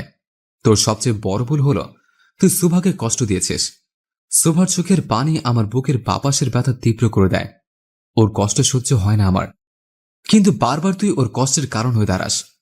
ভেবেছিলাম সুভা তোর সাথে সুখী থাকবে, তাই ওকে তোর কাছে সঁপে দিয়েছিলাম, কিন্তু না, আমি ভুল ছিলাম। তুই ওর যোগ্যও না। আমি সবসময় সুভার পাশে ছিলাম, আছি, আর থাকবো ছায়া হয়ে। আমার ভালোবাসা আমার মাঝে থাকবে। This is the erection of my love. ওর ভালোর জন্য নিজেকে সবসময় ওর থেকে আড়াল করে রেখেছে। ওর আড়ালে ওর সব স্বপ্ন পূরণ করেছে। ওকে সব কষ্ট আর বিপদ থেকে রক্ষা করেছে। ভবিষ্যতেও এটাই করব। ওর কোনো ক্ষতি হতে দিব না আমি। আগে ভাবতাম তোর সাথে ওর খুশি জড়িয়ে আছে, তাই তোদের মাঝে আসার চেষ্টা করিনি। কিন্তু এখন তুই ওর জন্য সবচেয়ে বড় বিপদ, তাই তোর আর সুভার মাঝে আমি দেয়াল হয়ে দাঁড়িয়ে থাকবো। রওশন শক্ত করে রেলিংটা ধরে, এতে ওর হাত থেকে আবারও রক্ত ঝরতে শুরু করে। কিন্তু এতে রওশনের কোনো ভ্রুক্ষেপ নেই। ও নিজের মতো করেই আকাশের দিকে তাকিয়ে আছে। পরদিন সকালে সোফা নিজের সব প্রেজেন্টেশন গুছিয়ে নেয়। আজ অনেক বড় দিন ওর জন্য। এত বড় কম্পিটিশনে পার্টিসিপেট করছে ও। রেডি হয়ে বেরিয়ে পড়ে সোফা। শহরের সবচেয়ে বড় প্রদর্শনী হল বুক করা হয়েছে কম্পিটিশনের জন্য। 2 রাউন্ডের প্রতিযোগিতা হবে 2 দিনে। সেখানে থাকা এবং কাজের সব ব্যবস্থা করা হয়েছে। সোফা অফিসে পৌঁছেই ওর বসের কাছে গিয়ে সব ফাইল জমা দেয়। ওয়েল ডান সুভা, তোমার সবগুলো ডিজাইন মাইন্ড ব্লোয়িং হয়েছে। Thank you sir. দীপ্ত সোফাকে সব রুলস বুঝিয়ে ওকে নিয়ে স্টুডিওতে চলে আসে, যেখানে কম্পিটিশন থ্রো করা হবে। স্টুডিওর পাশেই হোটেল বুক করা, যেখানে সবার থাকার ব্যবস্থা করা হয়েছে। প্রায় দেশের নামকরা অনেক ফ্যাশন ডিজাইনাররা এখানে পার্টিসিপেট করতে এসেছে। তাদেরকে দেখে সোফার চেহারার রং পাল্টে যায়, কারণ সবাই অনেক বড় মাপের কম্পিটিটর ওর জন্য। এদেরকে বিট করা হয়তো অনেক কষ্টসাধ্য হবে সোফার জন্য। আর সবচেয়ে বড় কথা হলো রিশাও এখানে আছে। যতটুকু সোফা রিশাকে চেনে, ও জেতার জন্য যে কোনো সীমানা অতিক্রম করতে পারে। আর এখন তো সোফা ওর সবচেয়ে বড় শত্রু। সোফাকে হারানোর জন্য নিশ্চয়ই ওর মাথায় কোনো না কোনো কুবুদ্ধি ঘুরপাক খাচ্ছে। কিছুক্ষণের মধ্যেই কম্পিটিশনের চিফ গেস্টরা চলে আসবেন। তারপর তারা তোমাদের ফাইল জমা নিয়ে রাতে কম্পিটিশন শুরু করবে। বাট স্যার, চিফ গেস্ট কারা? আসলেই দেখতে পারবে। বাইরে সবাই শোরগোল করছে যে চিফ গেস্ট চলে এসেছে। সব রিপোর্টাররা গেটের সামনে প্রস্তুতি নিচ্ছে তাদের ইন্টারভিউ নেওয়ার জন্য। চলো। দীপ্ত সোফাকে নিয়ে হলের বাইরে চলে আসে। প্রথমে গাড়ি থেকে একজন মহিলা নেমে আসেন। সব রিপোর্টাররা তার কাছে গিয়ে প্রদর্শনী সম্পর্কে প্রশ্ন করতে শুরু করে। ইনি হচ্ছেন আনিকা বোস, আমাদের শহরের সবচেয়ে নামি দামি ফ্যাশন ডিজাইনার। পরে আর একটা কালো গাড়ি এসে থামে। সবার নজর সেখানে শিফট হয়ে যায়। রিপোর্টাররা দৌড়ে সেই গাড়ির সামনে যায়, আর কিছু গার্ডস এসে তাদের গাড়ি থেকে একটু দূরে সরিয়ে দেয়। একজন গার্ড দরজা খুলে দিতেই বেরিয়ে আসেন চিফ গেস্ট। তাকে দেখে সোফা যেন 440 ভোল্টের ঝটকা খেল। মুখ থেকে অটোমেটিক্যালি একটা শব্দ বেরিয়ে আসলো। মিস্টার হ্যারোগ্যান। রওশন গাড়ি থেকে নেমেই নিজের প্যান্টের দুপকেটে হাত গুজে স্ট্রেট হয়ে দাঁড়ায়। রওশনের ডান হাতে এখনো সাদা ব্যান্ডেজ করা, ধূসর রঙের শার্ট আর সাদা কোট ও প্যান্ট, হাতে ধূসর রঙের বেল্টের ঘড়ি, কালো শুজ। রাতের বেলাতেও চোখে সানগ্লাস লাগানো রওশনের। সোফা রওশনের ব্যাপারে সবকিছু নিয়েই কনফিউজড থাকে। তার মধ্যে একটা হচ্ছে যে রওশন রাতের বেলাতেও অধিকাংশ সময় সানগ্লাস পরে থাকে। এটার কারণ সোফা জিজ্ঞেস করতে গিয়েও ভয়ে জিজ্ঞেস করতে পারে না। রাতেও সানগ্লাস পরা, এটা আবার কেমন স্টাইল বুঝতে পারে না সোফা। রওশনের গার্ডসরা দুদিক দিয়ে সবাইকে আটকে রেখেছে, যেন কেউ রওশনের কাছে যেতে না পারে। দূর থেকে রিপোর্টাররা প্রশ্ন ছুড়ে মারছে ওর উপর। রওশন কারো কোনো প্রশ্নের উত্তর না দিয়ে সোজা হলের দিকে হাঁটা ধরে। ওর পেছনে ওর কিছু গার্ডসরা আসছে। রওশন সোফাকে ক্রস করে ভেতরে চলে গেল। দেখেও না দেখার ভান করলো ও সোফার সাথে। রওশন রায়জাদা এই কোম্পানির চিফ গেস্ট। নো। তাহলে আর আমার যেতে লাগবে না, কারণ এনার সামনে গেলেই তো আমার হাত পা কাঁপে। কিন্তু কেন সেটাই জানি না। তার সামনে কথা বলতে গেলেও চোখে চোখ পড়লে আমার দম বন্ধ হয়ে আসে। আমি কিভাবে পার্টিসিপেট করব? রওশন চলে যেতেই সবাই এক এক করে ভেতরে চলে যায়। কাম সুবা, গেট প্রিপারেট ইয়োরসেলফ। জি। আনিকার অ্যাসিস্ট্যান্ট এসে সবার ফাইল নিয়ে যায়। সবাই তাদের ফাইল জমা দিয়ে দেয় তার কাছে। আপনাদের এক এক করে ডাকা হবে ক্যাবিনে। ফাইল নিয়ে যাওয়ার পর সবাইকে এক এক করে ডাক পাঠানো হয় প্রশ্ন করার জন্য। সোফার ডাক আসতেই ভয়ে ওর হাত পা কাঁপতে শুরু করে, আর নিজেকে বুঝিয়ে বলছে, বি স্ট্রং সুভা, তুই পারবি। সোফা বুকে ফু দিয়ে কেবিনে প্রবেশ করলো। রওশন নেই কেবিনে। এটা দেখে স্বস্তির নিঃশ্বাস নিল সোফা। কাম শুভা, বসো। জি। তোর প্রত্যেকটা ডিজাইন আউটস্ট্যান্ডিং হয়েছে। Thank you ma'am. আমি তোমাকে কম্পিটিশনের জন্য সিলেক্ট করছি। আজকে রাতে প্রথম রাউন্ড এবং কালকে last. So all the best. Sofa যেন আকাশের চাঁদ হাতে পেয়েছে। আনিকার সাথে হাত মিলিয়ে সোফা খুশি খুশি বেরিয়ে আসে কেবিন থেকে। বের হওয়ার সাথে সাথেই কারোর সাথে ধাক্কা লেগে পড়ে যেতে নাই সোফা, কিন্তু পড়ে যাওয়ার আগেই সামনের মানুষটি ওকে ধরে ফেলে আর টান দিয়ে নিচের বুকে এনে ফেলায়। সোফা আচমকা পড়ে যাওয়ায় ভয় পেয়ে যায় আর ব্যালেন্স রাখতে না পারায় সামনের মানুষটিকে জড়িয়ে ধরে। মানুষটির হার্টবিট গুনতে পারছে সোফা। মনে হচ্ছে এই হার্ট ওরই নাম নিচ্ছে। চেনা একটা পারফিউমের সুবাস নাকে আসছে সোফার। মানুষটি কে তা বুঝে ওঠার সাথে সাথেই সোফা ধরপড়িয়ে সরে যায়। ওর সামনে ওর যমরাজ অর্থাৎ রওশন দাঁড়িয়ে আছে। সোফাকে এভাবে সরে যেতে দেখে রওশন চোখ পাকিয়ে বলে, তুমি সারাক্ষণ এমন ধরফর অবস্থায় থাকো কেন বুঝি না। যেখানে সেখানে পড়ে যাওয়া, এটা কি তোমার হবির আওতায় পড়ে? এমন জিরাফের সাথে ধাক্কা লাগলে তো পড়বই। কিছু বললে? কই না তো, বলছিলাম আমার দেরি হয়ে যাচ্ছে, আমি আসি। সোফা রওশনকে সাইড কাটিয়ে চলে যেতে নিলেই রওশনের কথাই থমকে যায়। Shubha, all the best. Sofa অবাক চোখে তাকালো রওশনের দিকে। এই খারুশ রাইজাতা ওকে অল দ্য বেস্ট বলছে, ভাবা যায় এগুলা? রওশন সোফার দৃষ্টি উপেক্ষা করে বলতে শুরু করে, একটা কথা সবসময় মনে রাখবে, এটা প্রতিযোগিতা, আর প্রতিযোগিতায় কেউ কারো আপন হয় না। তোমার আশেপাশে যারা আছে সবাই জেতার জন্য এখানে এসেছে, তাই কারো উপর বিশ্বাস করে নিজের বিপদ টেনে এনো না। সবসময় কিন্তু তোমার সুরক্ষার জন্য আমি পাশে থাকবো না। তোমার নিজের সুরক্ষা তোমার নিজে করা শিখতে হবে। পরামর্শ তো ভালোই দিল এই খারুস রায়জাদা, কিন্তু শেষের কথাটা কি বলে গেল? ইনি নাকি সব সময় আমার রক্ষা করার জন্য আমার পাশে থাকে। কি মিথ্যুক লোক! একদিন শুধু এনার গাড়ির সামনে পড়েছি আর ইনি আমার হেল্প করেছেন নিজের বাড়িতে নিয়ে গিয়ে। কিন্তু যেভাবে ভাব দেখিয়ে বলে গেলেন কত বছর ধরে আমার পাশে থেকে আমাকে প্রোটেক্ট করেছে। সোফা রওশনের কথায় প্রতিবারই কনফিউজড হয়ে পড়ে। মাঝে মধ্যে রওশনকে একটা মিস্ট্রিয়াস ধাঁধার মতো লাগে সোফার কাছে। কম্পিটিশনের সময় হয়ে যাচ্ছে, তাই সোফা আর না ভেবে চলে আসে ওখান থেকে। সোফা স্টাফ রুমে এসে আফিকে দেখতে পায়। আফিকে দেখে সোফা কিছুটা ঘাবড়ে যায়, কারণ আফির মাথায় ব্যান্ডেজ করা, নাকে ছোট ব্যান্ডেজ, আরো কিছুটা ফুলে আছে। আভির এই অবস্থা কিভাবে হলো? আফি সোফাকে দেখে ওর দিকে এগিয়ে আসে। আভির চোখ লাল হয়ে আছে, এমন লাগছে সারা রাত ঘুমায়নি ও। আফি সোফার কাছে আসতেই সোফা পিছিয়ে যেতে নেয়। তখনই আফি সোফার হাত ধরে টান দিয়ে নিজের কাছে আনে। কি হয়েছে শোভা? এখন আমি কাছে আসলেই পিছিয়ে পড়ো কেন? নতুন কাউকে পেয়ে গেছো নাকি? আমি তোমার মতো না আভি, যদি হতাম তাহলে অবশ্যই নতুন কাউকে নিজের জীবনের সাথে জড়াতাম, কিন্তু তোমার কাছ থেকে যে ধোঁকা পেয়েছি তারপর থেকে পুরুষ নামক জাতিকে ঘৃণা করতে ইচ্ছে করে।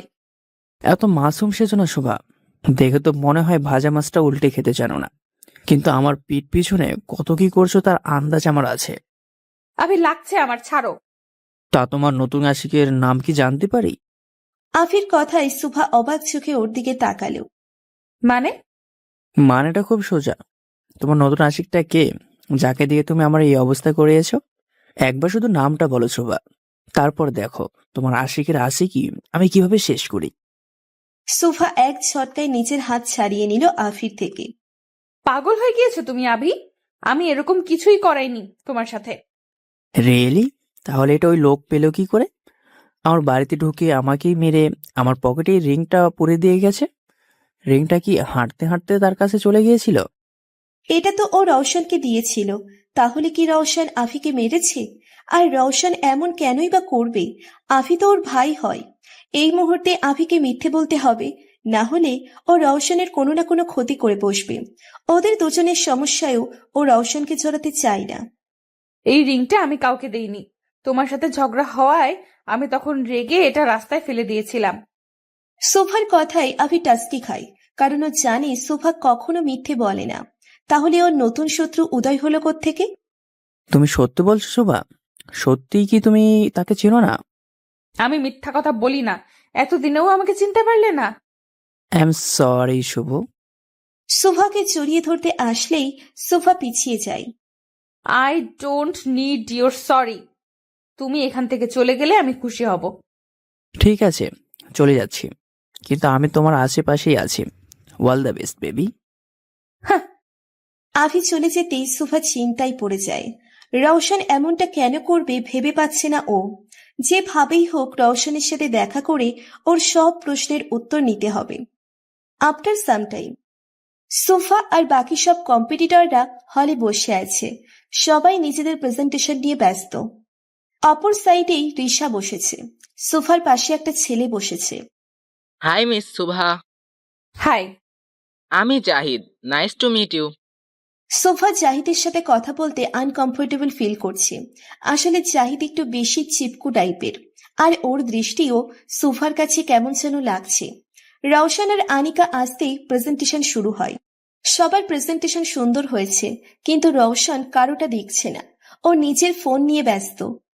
সোফার প্রেজেন্টেশনের ফাইল আনিকা ধরতেই রওশন ওর থেকে ফাইলটা নিয়ে নিজেই চেক করে। সব ফাইল চেক করা শেষে রওশন আনিকাকে কিছু বলে বেরিয়ে যায় হল থেকে। আনিকা এতগুলো কম্পিটিটর থেকে শুধু 5 জন সিলেক্ট করে, তার মধ্যে সুফা, জাহিদ আর রিশাও আছে। কালকে ফাইনাল রাউন্ড করা হবে, তাই সবাইকে হলের সামনে বুকিং করা হোটেলে থাকার ব্যবস্থা করে দেওয়া হয়েছে। সোফা নিজের সব প্রয়োজনীয় জিনিসপত্র গুছিয়ে হোটেলে চলে যায়। আভিও সেম হোটেলে রুম বুক করেছে, যেন সোফার উপর নজর রাখতে পারে। আভি সোফার সাথে কথা বলার চেষ্টা করলেও সোফা ওকে অ্যাভয়েড করে। সোফার রুম 3rd ফ্লোরে 125 নম্বরে। সোফা নিজের রুমে এসে ফ্রেশ হতে চলে যায়। কিছুক্ষণ বাদে সোফা ওয়াশরুম থেকে চুল মুছতে মুছতে বেরিয়ে আসে। হঠাৎ দরজায় কেউ নক করায় সোফা গিয়ে ডোর খুলে দেয়। জাহিদ দাঁড়িয়ে আছে রুমের বাইরে। জাহিদ, আপনি? কেন আসতে পারি না? জাহিদের দৃষ্টি সোফার কাছে ভালো লাগছে না, কিছু একটা ঘাপলা মনে হচ্ছে। না, মানে এই সময় কোনো প্রয়োজন ছিল? জাহিদ সোফাকে সাইড করে ওর রুমে ঢুকতে ঢুকতে বলে। প্রয়োজন তো ছিল। এভাবে জাহিদ রুমে ঢুকে পড়ায় কিছুটা অবাক হয় সোফা, তাও ভদ্রতার খাতিরে ও কিচ্ছু বলল না। কি প্রয়োজন? তোমাকে। জি? আমি ঘুরিয়ে ফিরিয়ে কথা বলতে পছন্দ করি না, তাই ক্লিয়ারলি বলছি। প্রথম দেখাতেই তোমাকে আমার ভালো লেগেছে, তাই আমার তোমাকে চাই। এখন তুমি নিজের ইচ্ছায় রাজি হবে নাকি সেটা টোটালি তোমার উপর ডিপেন্ড করে। সোফা শকড প্লাস রেগে যায় জাহিদের কথায়। ওর রুমে এসে ওকেই বাজে প্রস্তাব দিচ্ছে, কি সাহস! জাহিদ সোফার কাছে এসে ওর গালে হাত রাখতে নিলেই সোফা সরে যায়। বের হন আমার রুম থেকে এক্ষুনি, না হলে আমি গার্ডসদের ডেকে আপনাকে বের করব। জাহিদ সোফার হাত ধরে ওকে হ্যাচকা টান দিয়ে নিজের কাছে নিয়ে আসলো, তারপর বলল, স্টপ ইট সুভা, এত ড্রামা করার কিছুই নেই, কেউ কিছু জানতে পারবে না, প্রমিস। সোফা জাহিদকে ধাক্কা দিয়ে সরিয়ে ওর গালে চড় বসিয়ে দেয়, তারপর বলে, আপনার মতো বাজে মন মানসিকতা আমার না জাহিদ। নিজের এই ফালতু অফার নিয়ে বের হন এক্ষুনি, জাস্ট গো। সোফার হাতে চড় খেয়ে জাহিদের মাথায় রক্ত গরম হয়ে যায়। ওর রেগে সোফার হাত ধরে ওকে ধাক্কা দিয়ে বেডে ফেলে দিয়ে বলে, ভালোই ভালো বলছিলাম, বাট আফসোস তোমার মতো মেয়েরা ভালো কথার দাম দিতে জানে না, তোমাদের সাথে জোর জবরদস্তি করতে হয়। সোফা উঠে যেতে নিলে জাহিদ সোফার হাত চেপে ধরে বেডে। দেখেন, ভালো হবে না বলে দিলাম। সোফার ধাক্কায় জাহিদ তিল পরিমাণ নড়ছে না, বরং ওর হাত আরো জোরে চেপে ধরছে। জাহিদ সোফার দিকে আরেকটু এগিয়ে যেতে নিলেই বাধা অনুভব করে। হঠাৎ কেউ পেছন দিয়ে ওর কলার চেপে ওকে ধাক্কা দিয়ে ফ্লোরে ফেলে দেয়। জাহিদ সরে যেতেই সোফা এক ঝটকায় উঠে পড়ল। সামনের মানুষটিকে দেখে সোফার রিয়াকশন বদলে যায়। রওশন অগ্নি দৃষ্টিতে তাকিয়ে আছে জাহিদের দিকে, চোখ দুটো দিয়ে যেন লাফা বের হবে, এমন ভয়ঙ্কর লাল হয়ে আছে রওশনের চোখ। রাগে ঘাড়ের রগও ফুলে গেছে, আর হাত মুষ্টিবদ্ধ করে রেখেছে, যেন রাগ সংবরণ করতে পারে। রওশনকে দেখতে এতটা ভয়ঙ্কর লাগছে যে সোফার গলা শুকিয়ে যাচ্ছে ভয়ে। এমন লাগছে জাহিদকে যেন কাঁচা চিবিয়ে খাবে রওশন। স্যার আপনি? কেন নিজের একান্ত মুহূর্তে আমাকে এখানে আশা করনি? না স্যার, আসলে। জাহিদ কথাগুলো বলতে বলতে উঠতে নিলেই রওশন ওর বুকে লাথি দিয়ে ওকে দূরে ছিটকে ফেলায়। জাহিদ সোজা দরজার সাথে বাড়ি খায়, আর দরজা ধাক্কার চোটে বন্ধ হয়ে যায়। আর দরজা ধাক্কার চোটে বন্ধ হয়ে যায়। অটোমেটিক লক দরজা, তাই সামান্য পুশ করাই বন্ধ হয়ে গেছে। আহ! রওশন জাহিদের দিকে তেড়ে গিয়ে ওর কলার ধরে দাঁড় করিয়ে আরো 4-5টা ঘুষি মারল নাক বরাবর। রওশন জাহিদকে মারছে আর চিৎকার করে বলছে, তোর সাহস কি করে হয় সোফার দিকে খারাপ দৃষ্টি দেওয়ার? শুধু তা নয়, ওর দিকে হাত বাড়ানোর সাহস পেলি কোথা থেকে তুই? সোফা মারপিটকে ভয় পায় প্রচুর। রওশনের এই রূপ দেখে ও যেন জমে গেছে। ভয় কাঁপছে সোফা দূরে দাঁড়িয়ে। এইদিকে সোফার রুমের দিকে আসছে রিশা আর আভি। যদি তোমার কথায় 1% মিথ্যে থাকে, আমি তোমাকে কি করব? We have a no idea. আমি নিজের চোখে দেখেছি আভি, ওই জাহিদকে সুভার রুমে যেতে। এত রাতে একটা ছেলে একটা মেয়ের রুমে কেন যাবে বলো? নিশ্চয়ই ওদের মাঝে কিছু চলছে। আজকেই তুমি প্রমাণ পেয়ে যাবে তোমার সুভা কত বড় ক্যারেক্টারলেস। যদি রিশার কথাই সত্যতা থাকে, তাহলে কি জাহিদই সেই লোক যে সেদিন আমার উপর হামলা করিয়েছিল? রওশন জাহিদকে মারতে মারতে প্রায় আধমরা বানিয়ে ফেলেছে। নিস্তেজ হয়ে গেছে জাহিদ, আর একটু হলে বুঝি মরেই যাবে। জাহিদের এই অবস্থা দেখে সোফার ভয় আরো বেড়ে যায়। ও দৌড়ে রওশনের কাছে গিয়ে ওকে আটকানোর ক্ষমতা করে। রওশন, এবার ছেড়ে দিন প্লিজ, মরে যাবে তো ও। সোফার কথা যেন রওশনের কানে যাচ্ছে না। ও জাহিদকে মারতেই আছে। সোফা গিয়ে রওশনের হাত ধরে ফেলে। এতে রওশন সোফার দিকে অগ্নিদৃষ্টিতে তাকায়। রওশনের এই দৃষ্টি যথেষ্ট সোফাকে ভয় পাইয়ে দেওয়ার জন্য। সোফা রওশনের দিকে তাকিয়ে ঢোক গিলল, তারপর আমতা আমতা করে বলল, ওর কিছু হলে আপনারও বিপদ হবে রওশন। রওশন এবার সোফার বাহু ধরে ওকে নিজের কাছে এক ঝটকায় নিয়ে আসলো। তারপর দাঁতে দাঁত চেপে বলতে শুরু করলো, এত কিসের কথা ছেলেদের সাথে? ফলো দেখেছিলাম এই ছেলের সাথে কতটা ক্লোজলি বসেছিলে, তুমি কথা বলছিলে। বাহ! আমি বুঝতে পারিনি এই লোকটা এমন হবে। রওশন সোফাকে নিজের বুকের মাঝে জড়িয়ে ধরল শক্ত করে। সোফা রওশনের বুকে মুখ গুজে কান্না করছে। এই মুহূর্তে এই জায়গাটা ওর কাছে সবচেয়ে নিরাপদ মনে হচ্ছে। কেন বুঝো না শোভা? আমি সবসময় তোমার পাশে থাকতে পারবো না, আমাকে যে চলে যেতে হবে। তাই তোমাকে স্ট্রং হতে হবে শোভা, নিজের প্রোটেকশন নিজেকে করা শিখতে হবে। আমার অস্তিত্ব তোমার জীবনে ক্ষণিকের, কিন্তু তোমার এখনো পুরো জীবন পড়ে আছে দুনিয়াটাকে নতুন করে দেখার জন্য। হঠাৎ দরজায় নক পড়ে, আর সোফা আর রওশন দরজার দিকে তাকায়। এক নাগারে কে যেন দরজায় ধাক্কা দিচ্ছে। সোফা রওশনের থেকে সরে গিয়ে বলতে শুরু করলো, ওহ নো, এই সময় আবার কে আসলো? রওশন গিয়ে দরজা খুলতে নিলেই সোফা ওকে বাধা দিয়ে বলতে শুরু করে, আপনি পাগল রওশন? আপনাকে এত রাতে আমার রুমে দেখলে সবাই কিভাবে বুঝতে পারছেন? যা ভাবার ভাবো, I don't care. But I do care. আপনি কম্পিটিশনের চিফ, আর আর আপনাকে আমার সাথে রুমে দেখলে আপনার বদনাম হবে। আপনি লুকান প্লিজ। হোয়াট? আমি লুকাবো? মাথা ঠিক আছে তোমার? হ্যাঁ ঠিক আছে, আপনি ওয়াশরুমে যান। না না, খাটের নিচে, না আলমারিতে। হ্যাঁ, আলমারি বেস্ট হবে, আপনি ওখানে লুকান। রওশন রাইজাতে কারো ভয় লুকায় না, আমি কোথাও যাব না। আপনার ইগোটা প্লিজ কিছু সময়ের জন্য তালা মেরে রাখুন, আমার জন্য প্লিজ। দেখো শোভা, দরজা ধাক্কানো আরো বেড়ে গেছে। সোফা রওশনের হাত ধরে ওকে আলমারির ভিতরে ধাক্কা দিয়ে ঢুকিয়ে দেয়। তারপর বলে, আমার জন্য কিছুক্ষণ ভেতরে থাকেন প্লিজ। রওশন আর কিছু বলতে পারল না, রাগে ওর শরীর জ্বলছে। সোফা আলমারি বন্ধ করে দিয়ে দরজা খোলে। দরজা খুলতেই আফি হন্ততন্ত করে ভেতরে ঢোকে, ওর পিছনে রিশাও। কোথায় ও? হ্যাঁ, আফির চোখ যায় ফ্লোরে পড়ে থাকা জাহিদের দিকে। বেচারা মার খেয়ে ফেইন্ট হয়ে পড়ে আছে। এরই অবস্থা কে করলো? আমি। সোফার কথা শুনে আফি আর রিশা দুজনেই হতভম্ব হয়ে গেল। তুমি ওকে এভাবে পিটিয়েছো? অবভিয়াসলি, এখানে কি আর কেউ আছে নাকি যে ওকে পিটাবে? আফি পুরো রুমে চোখ পুড়িয়ে নিল। আসলে কেউ নেই। কিন্তু তুমি ওকে এভাবে মারলে কেন? কি অবস্থা হয়েছে ওর? সোফা রিশার দিকে অগ্নি দৃষ্টিতে তাকিয়ে বলল, ও নিজের কাজের জন্য উচিত শাস্তি পেয়েছে। কি এমন করে ফেললো ও? একটা মেয়ের রুমে এসে তার সাথে মিসবিহেভ করা কি কোনো অপরাধের আওতায় পড়ে না? He is trying to molest me. বাজে ব্যবহার করেছে আমার সাথে। হাউ ডেয়ার হি, আজকে মেরে ফেলবা নাকি? আফি রেগে জাহিদের দিকে এগোতেই সুভা ওকে আটকায়। ওর ভুলের শাস্তি ও পেয়ে গেছে, তোমার কিছু করা লাগবে না।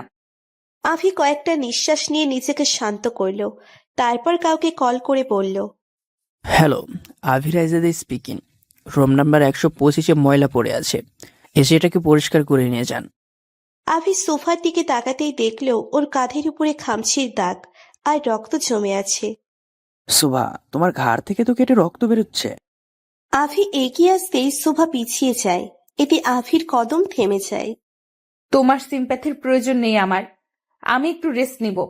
আমার রুম থেকে বের হলে আমি খুশি হতাম। সোফার কথায় আফি রাগ দেখিয়ে বেডে পা দিয়ে বাড়ি মারল।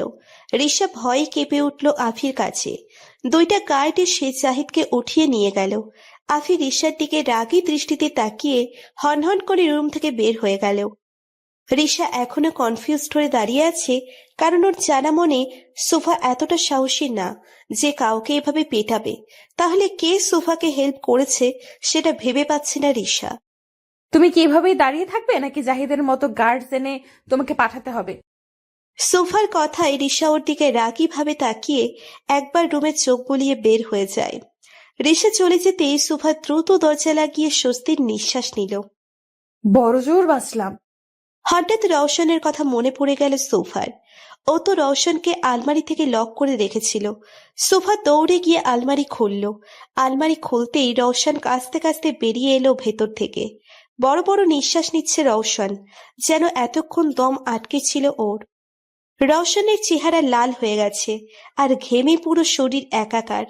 রওশন গিয়ে মাথা চেপে বেডে বসে পড়ল। সোফার মধ্যে অপরাধবোধ কাজ করছে, কারণ ও জানে রওশনের গরমে অ্যালার্জি আছে।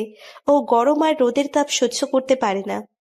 শরীর লাল হয়ে যায় রওশনের, যেমনটা এখন হয়েছে। সোফা ভয়ে ভয়ে রওশনের সামনে এগোলো, তারপর ওর পিঠে আলতো করে হাত রেখে বলল, আর ইউ ওকে রওশন? সোফার কথায় রওশন ওর দিকে অগ্নি দৃষ্টিতে তাকালো। তুমি আমার যে অবস্থা করেছ তারপরও কি আমার ওখানে থাকা উচিত? এক কাজ করি, আধা ঘন্টার জন্য তোমাকে আলমারিতে লক করে রাখে, তখন তুমি নিজেই বুঝতে পারবে আমি ওকে আছি কিনা। সোফা ঢোক গিলল রওশনের কথায়।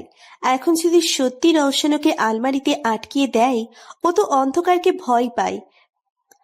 তারপর ওর বন্ধ জায়গায় সাফোকেশন প্রবলেম আছে। সোফার কপাল বেয়ে ঘাম পড়ছে কথাগুলো ভেবে। সোফার ফেস দেখে রওশন বুঝতে পারল যে সোফা ভয় পেয়ে গেছে আর নিচের কল্পনাতেই হয়তো আলমারিতে লক হওয়ার এক্সপেরিমেন্ট করে ফেলেছে। এভাবে দাঁড়িয়ে না থেকে আমাকে এক গ্লাস পানি দাও। সোফা হন্ততন্ত করে গ্লাসে পানি ভরে এনে রওশনকে দিল। ওর হাত প্রচন্ডভাবে কাঁপছে। রওশন সোফার হাত থেকে গ্লাসটা নিয়ে ওটা সোফার দিকে এগিয়ে দিল। আমার থেকে বেশি তোমার পানির প্রয়োজন। সোফা একবার রওশনের দিকে তো একবার গ্লাসের দিকে তাকালো। সোফা আচমকা রওশনের হাত থেকে গ্লাসটা নিয়ে ঢকঢক করে সব পানি শেষ করে ফেলল। এখন হয়তো একটু ভালো লাগছে। রওশন সোফার ঘাড়ের ঘামাচির দাগটা লক্ষ্য করলো। লাল হয়ে রক্ত জমে গেছে জায়গাটা। ফার্স্ট এড বক্সটা নিয়ে আসো তো। কিন্তু কেন? আমি কাউকে এক্সপ্লেনেশন দিই না, তুমি জানো, তাই চুপচাপ সেটা করো যেটা বলছে। সোফা দ্রুত নিচের লাগেজ থেকে ফার্স্ট এইড বক্সটা বের করে রওশনকে দিল। এটা সব সময় সোফার কাছে থাকে, যেন কোনো বিপদে হাতের সামনে পাওয়া যায়। রওশন বক্সটা নিয়ে বেডে রাখলো, তারপর সোফার হাত ধরে ওকে নিয়ে নিজের পাশে বসিয়ে দিল। আচমকা হাতে টান লাগায় সোফা ব্যালেন্স করতে পারল না। সাথে সাথে রওশনের কাঁধ ধরে ফেলল ও। রওশন বক্স থেকে তুলো আর অ্যান্টিসেপটিক বের করে সোফার সামনে এগোতে নিলেই সোফা ভয় পিছিয়ে যায়, কারণ ও জানে এতে ব্যথা জায়গা চলবে। রওশন সোফাকে এক টানে নিজের কাছে এনে শক্ত করে ওর হাত ধরল, যেন নড়তে না পারে। Don't move. সোফা রওশনের কথায় ভয়ে ফ্রিজড হয়ে বসে রইল। রওশন আলতো করে সোফার ঘাড়ে তুলো দিয়ে পরিষ্কার করে দিচ্ছে। সোফা রওশনের শার্ট খামচে ধরে ব্যথায় চোখ বন্ধ করে ফেলে। রওশন নিজের সম্পূর্ণ চেষ্টা করছে যেন সোফা ব্যথা না পায়, তাও যেহেতু এটা অ্যান্টিসেপটিক একটু তো চলবেই। সোফা চোখ খিচে বন্ধ করে আছে আর ওর চোখের কোণায় পানির ফোঁটা জমে গেছে। রওশনের কাঁধের দিকে শার্ট সোফা শক্ত করে খামচে ধরেছে, এতে রওশনও ব্যথা পাচ্ছে, তাও কিছু বলছে না। রওশন ব্যথা জায়গাটা পরিষ্কার করে ওখানে ছোট্ট একটা ব্যান্ডেজ লাগিয়ে দেয়। সোফার দিকে তাকাতেই দেখলো সোফা চোখ খিচে বন্ধ করে রেখেছে। রওশন পলকহীনভাবে তাকিয়ে আছে সোফার চেহারার দিকে। এত কাছ থেকে সোফাকে দেখার সুযোগ কখনো হয়নি ওর, হয়তো এর পরেও হবে না, তাই আজ নিজের চোখে তৃষ্ণা মিটিয়ে দেখছেও সোফাকে। আচমকা রওশন সোফার ঘাড়ের খামচির জায়গাটায় গভীরভাবে নিচের ঠোঁট ছুঁয়ে দিল। সোফা শক্ত হয়ে চোখ খুলল। ওর চোখ বড় বড় হয়ে গেছে রওশনের কাছে। শরীর কাঁপতে শুরু করেছে অটোমেটিকলি। রওশন একে একে 2-3টা চুমু দিল সোফার ঘাড়ে, তারপর উঠে 1 সেকেন্ডও দেরি না করে বেরিয়ে গেল রুম থেকে। সোফা যেন স্ট্যাচু হয়ে গেছে। কি করলো রওশন? সব ওর মাথার উপর দিয়ে গেল। এখনো শরীর কাঁপছে ওর, গলাও শুকিয়ে গেছে, দম যেন আটকে যাচ্ছিল এতক্ষণ। এইদিকে রওশন নিচের রুমে এসে সোজা ওয়াশরুমে ঢুকে গেল। ঝর্ণা ছেড়ে দিয়ে বড় মিরারটার দিকে মুখ ফিরিয়ে ঝর্ণার নিচে দাঁড়িয়ে আছে রওশন। ঝর্ণার পানি সম্পূর্ণ ভিজিয়ে দিচ্ছে ওকে। ওরা চুলগুলো নিমেষেই নুইয়ে গেল পানিতে ভিজে। বড় বড় নিঃশ্বাস নিচ্ছে রওশন। বারবার একই ভুল কেন করি আমি? ওর থেকে নিজেকে দূরে রাখতে চাই, অথচ নিজে ওর এত কাছে চলে যাই কেন? ওয়াই? কেন নিজের আবেগে নিয়ন্ত্রণ নেই আমার? আমি রওশন রায়জাদা, আমার কোনো দুর্বলতা নেই, তাও কেন ওকে নিজের দুর্বলতা বানিয়ে নিলাম? রওশন শাওয়ারের নিচে হাঁটু কেড়ে বসে পড়ল। আমি এমন একটা গোলক ধাঁধে আছে, না তোমাকে কাছে টানতে পারছে আর না দূর সরাতে পারছে। রওশন চোখ বন্ধ করে ফেলল। শোভার চেহারা ভেসে উঠছে ওর চোখে। রওশন চোখ খুলে নিজের শার্টের পকেটে হাত দিয়ে একটা ঝুমকা বের করলো। সিলভার কালারের মধ্যে বড় সাদা পাথরের ঝুমকো।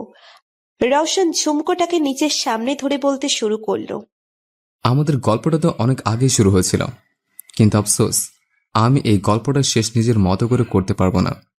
তোমার হৃদয়ে আমি থাকি বা না থাকি শোভা, আমার হৃদয়ের সবটা জুড়ে শুধু তুমিই ছিলে, আর আছো, আর থাকবে। রওশন চোখ বন্ধ করে ঝুমকোটায় নিজের ঠোঁট ছোঁয়ালো।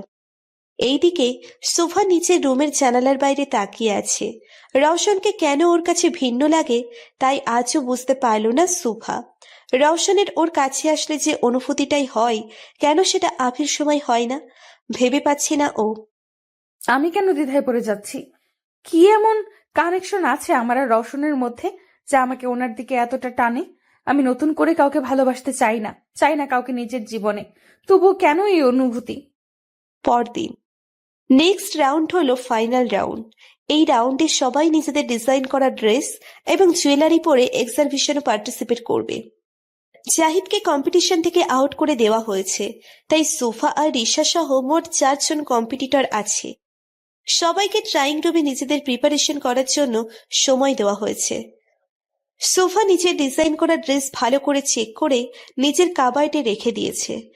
সন্ধ্যার পর কম্পিটিশন, তাই এখন বসে ও অফিসের কিছু কাগজপত্র চেক করছে।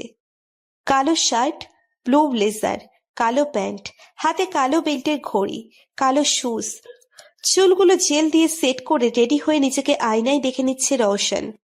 সব ঠিক আছে, শুধু একটা জিনিস মিসিং। রওশন একটা কালো আর ব্লু কম্বিনেশনের টাই বের করে সুন্দর করে সেটা পরে ফেলল। Now it's perfect. Raushan bed থেকে ওর ফাইলগুলো নিয়ে বের হয়ে গেল সেটের উদ্দেশ্যে। সোফা নিচের সব জিনিসপত্র গুছিয়ে নিয়েছে রেডি হওয়ার জন্য, কিন্তু কিছু একটা মিসিং লাগছে ওর কাছে। আরে ইয়াররিং তো আমার রুমেই রয়ে গিয়েছে। কম্পিটিশন শুরু হতে সময় আছে, গিয়ে নিয়ে আসি। সোফা ওর ক্যাবিনেট থেকে বেরিয়ে যায়। সোফা বের হতেই রিশা আড়াল থেকে বেরিয়ে সোফার ক্যাবিনেটে ঢুকে পড়ে। সোফার ড্রেস সোফার উপরে রাখা। রিশা গিয়ে সোফার ড্রেস নিজের হাতে তুলে নেয়। আমাকে হারিয়ে কম্পিটিশন জেতার অনেক শখ তোমার, তাই না শুভা? আজকে তোমার এমন হাল হবে যে কম্পিটিশন তো দূরে থাক, কাউকে নিজের মুখ দেখানোর লায়ক থাকবে না তুমি। রিশা একটা ব্লেন্ড দিয়ে সোফার গাউনের চেনের কিনারের সুতোগুলো তুলে দেয়, যেন গাউন পরার পর ওর গাউনের চেন খুলে যায়। কাজ শেষ হতেই সোফার ড্রেস জায়গা মতো রেখে রুম থেকে বেরিয়ে যায় রিশা। সোফা রুমে আসতেই দেখে ওর ক্যাবিনেটের দরজা খোলা। কেমন একটা খটকা লেগে যায় ওর। তারপরেও ব্যাপারটা গ্রাহ্য না করে সোফা রেডি হতে শুরু করে। কিছুক্ষণ পরে নীল রঙের স্লিভলেস হাতার গাউন অসম্ভব সুন্দর করে ডিজাইন করেছে সোফা। গাউনের সামনের দিকে সাদা নেটের কোটি সিস্টেম।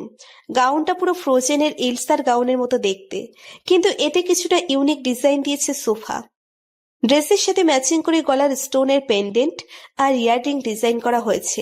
চুলগুলো পাফ করে নিচের দিকে কার্ল করে এক সাইডে এনে চুলে স্টোনের স্টার ক্লিপ লাগিয়েছে। সব মিলিয়ে সোফাকে পুরো প্রিন্সেসের মতো লাগছে। সোফা আর বাকি সব কন্টেস্টেন্ট স্টেজের সামনে এসে দাঁড়িয়েছে। সোফাকে দেখে সবাই হা হয়ে গেছে। সবচেয়ে ইউনিক ডিজাইন তৈরি করেছে সোফা। Wow Shubha, you rock! আজকে হয়তো হেরে যাওয়া নিশ্চিত আমাদের। তুমি বেশিই বলে ফেলছো মিতু, তোমার ডিজাইনও সুন্দর হয়েছে। সোফাকে আর চোখে দেখছে রিশা, আর মনে মনে ভাবছে, হেসে নাও সুভা, হয়তো আজকের পর থেকে হাসতে ভুলে যাবে তুমি। ও মাই গড, মিস্টার রায়জাদা! মিতুর কথায় সোফা পেছনে ঘুরল। রওশনকে দেখে মুখ অটোমেটিক্যালি হা হয়ে গেল ওর। রওশন অয়নকে কিছু বোঝাতে বোঝাতে হেঁটে ভেতরে আসছে। সবাই ড্যাব ড্যাব করে তাকিয়ে আছে রওশনের দিকে। আশেপাশে সবাই হা হয়ে দেখছে রওশনকে। এমনিতেই ও সবার ক্রাশ, তার উপর আজকে ওর লোক দেখে সবাই আরো ফিদা হয়ে গেছে। রওশন সামনে তাকাতেই সোফাকে দেখে থমকে গেল ও। ওর হার্টবিট দ্রুত হয়ে গেছে, চোখের পলক পড়ছে না। সোফাকে কোনো প্রিন্সেসের থেকে কম লাগছে না আজকে। রওশনকে এভাবে নিচের দিকে তাকিয়ে থাকতে দেখে সোফা কিছুটা লজ্জা পেয়ে নিচের মাথা নিচু করে ফেলে। স্যার! অয়নের ডাকে ঘোর কাটল রওশনের। রওশন সোফার থেকে চোখ সরিয়ে বলে, বলো। স্যার, সবাই অপেক্ষা করছে, যাবেন না? হ্যাঁ চলো। রওশন সোফার দিকে এক পলক তাকিয়ে স্টেজের দিকে চলে গেল। আনিকা আর বাকি সবার সাথে হাত মিলিয়ে নিচের চেয়ারে বসে পড়ল ও। কম্পিটিশন শুরু হয়ে যায়। সব লাইট অফ হয়ে স্টেজের কালার লাইট জ্বলে ওঠে।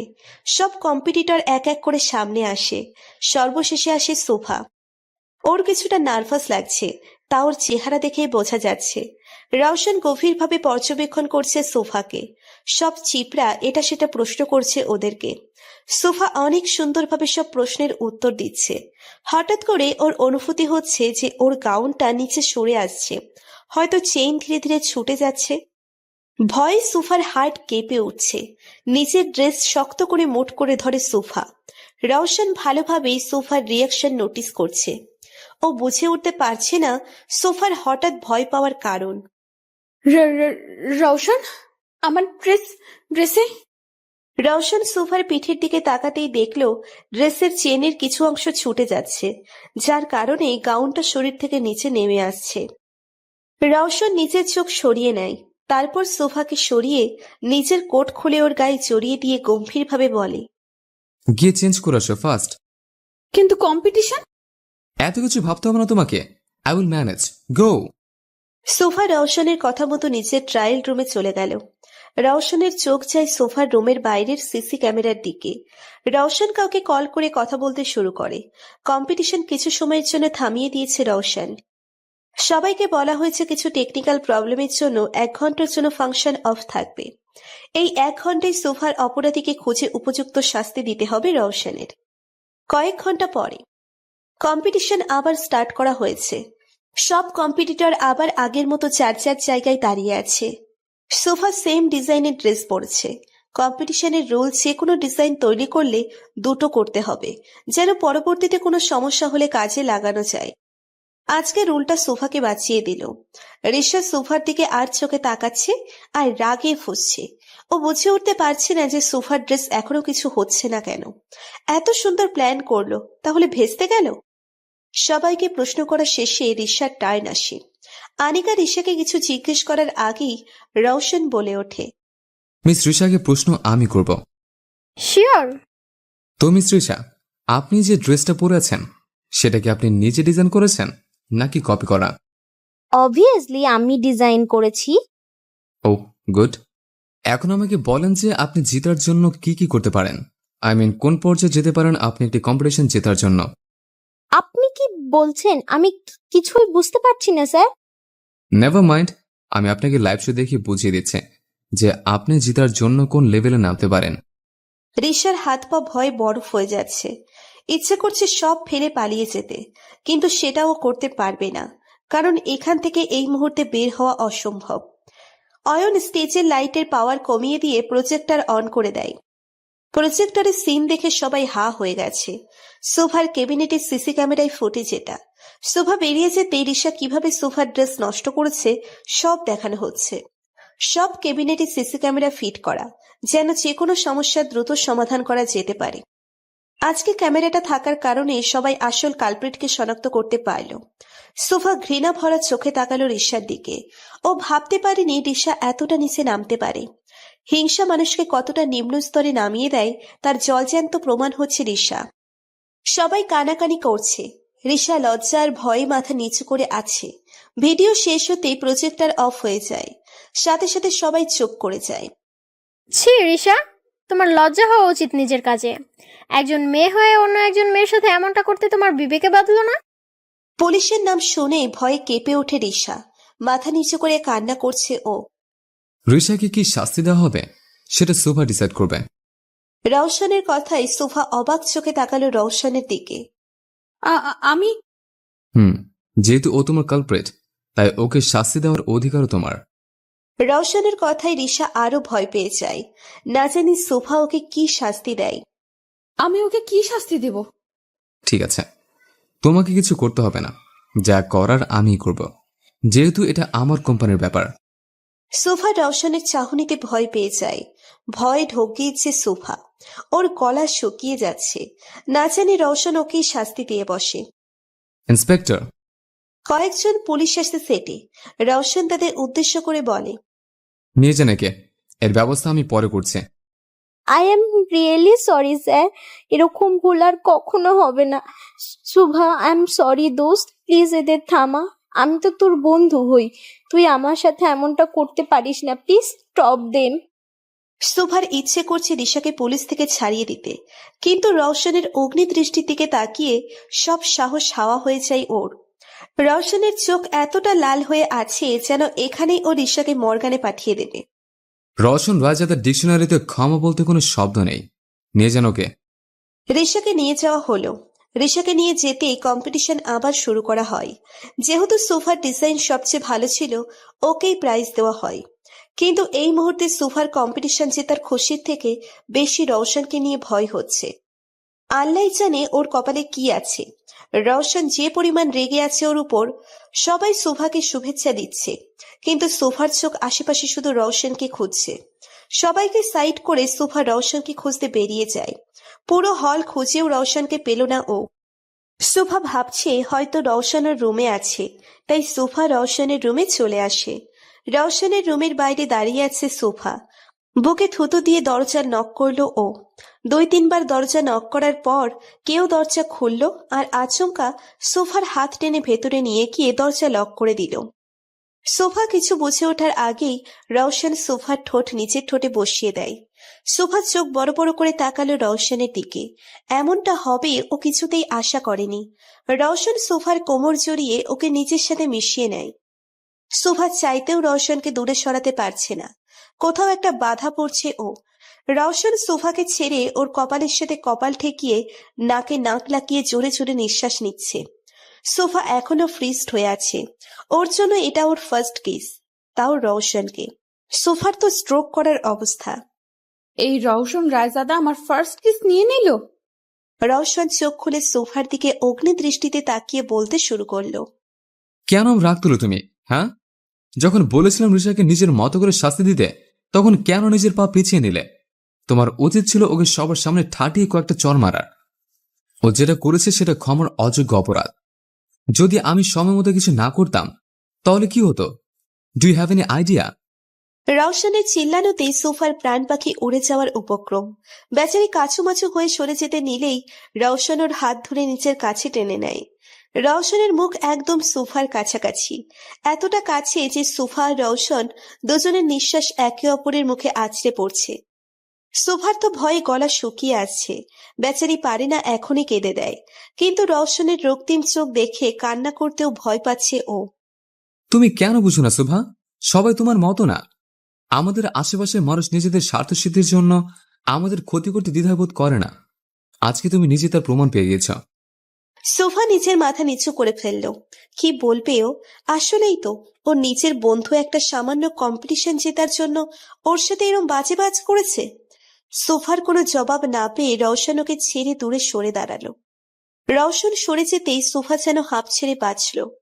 এতক্ষণ মনে হচ্ছিল যেন ওর দম বন্ধ হয়ে আসছে। রওশন বাম হাতের 2 আঙ্গুল দিয়ে কপালের সাইড ঘষছে, হয়তো নিজের রাগ কন্ট্রোল করার চেষ্টা করছে। সোফা আর চোখে রওশনের দিকে তাকিয়ে মনে মনে বলতে শুরু করে, যান বাঁচাতে হলে মানে কেটে পড় এখান থেকে সুভা। এই রওশন রায়জাদা আজকে নিশ্চয়ই পাগল হয়ে গেছে, আর এখন তোকেও পাগল করে পাবনা পাঠানোর ব্যবস্থা করছে। আমি কি তোমাকে যেতে বলেছি? না না তাহলে যাচ্ছ কেন? না, মানে আমি আমার রুমে। রওশন ওর বেডে বসে সোফাকে বলে, কাম হিয়ার। কি? সামনে আসতে বলেছে, পিছনে যেতে না। রওশনের ধমক শুনে সোফা এক ঝটকায় রওশনের সামনে এসে দাঁড়ায়। বসো। সোফা বাধ্য মেয়ের মতো রওশনের পাশে বসে পড়ল, কিন্তু একটু ডিস্টেন্স রেখে। রওশন আচমকা সোফার কোলে মাথা রেখে শুয়ে পড়ল। সোফা তো ফুল শকড রওশনের কাজে। মাথাটা টিপে দাও, আমি ঘুমাবো। কি? কি না, জি, ডু ইট ফার্স্ট। তোমার কারণে মাথা ব্যথা উঠেছে, তাই ব্যথা দূর করার দায়িত্ব তোমার। সোফার তো পুরো শরীর কাঁপছে। রওশন ওর কোলে মুখ গুজে চোখ বন্ধ করে আছে। একে তো আমার কোলে মাথা রেখে শুয়ে আছে, তার উপর বলছে মাথা টিপে দিতে। মগের মূল্য পেয়েছে নাকি? ইচ্ছে করছে মাথা না গলা টিপে দিই। আমি কিছু বলেছি? সোফা ভয়ে ভয়ে রওশনের মাথায় হাত রেখে আলতো করে টিপে দিতে লাগলো। রওশন সোফার কোমর জড়িয়ে ধরে আরো গভীরভাবে ওর কোলে মুখ গুজে দিল। সোফার হার্ট বেরিয়ে যাওয়ার উপক্রম, হাতও থরথর করে কাঁপছে ওর। আমি ঘুমিয়ে পড়লেও আমার পারমিশন ছাড়া রুম থেকে বের হবে না। হ্যাঁ। গুড গার্ল, এখন সুন্দর করে আমার মাথাটা টিপে দাও।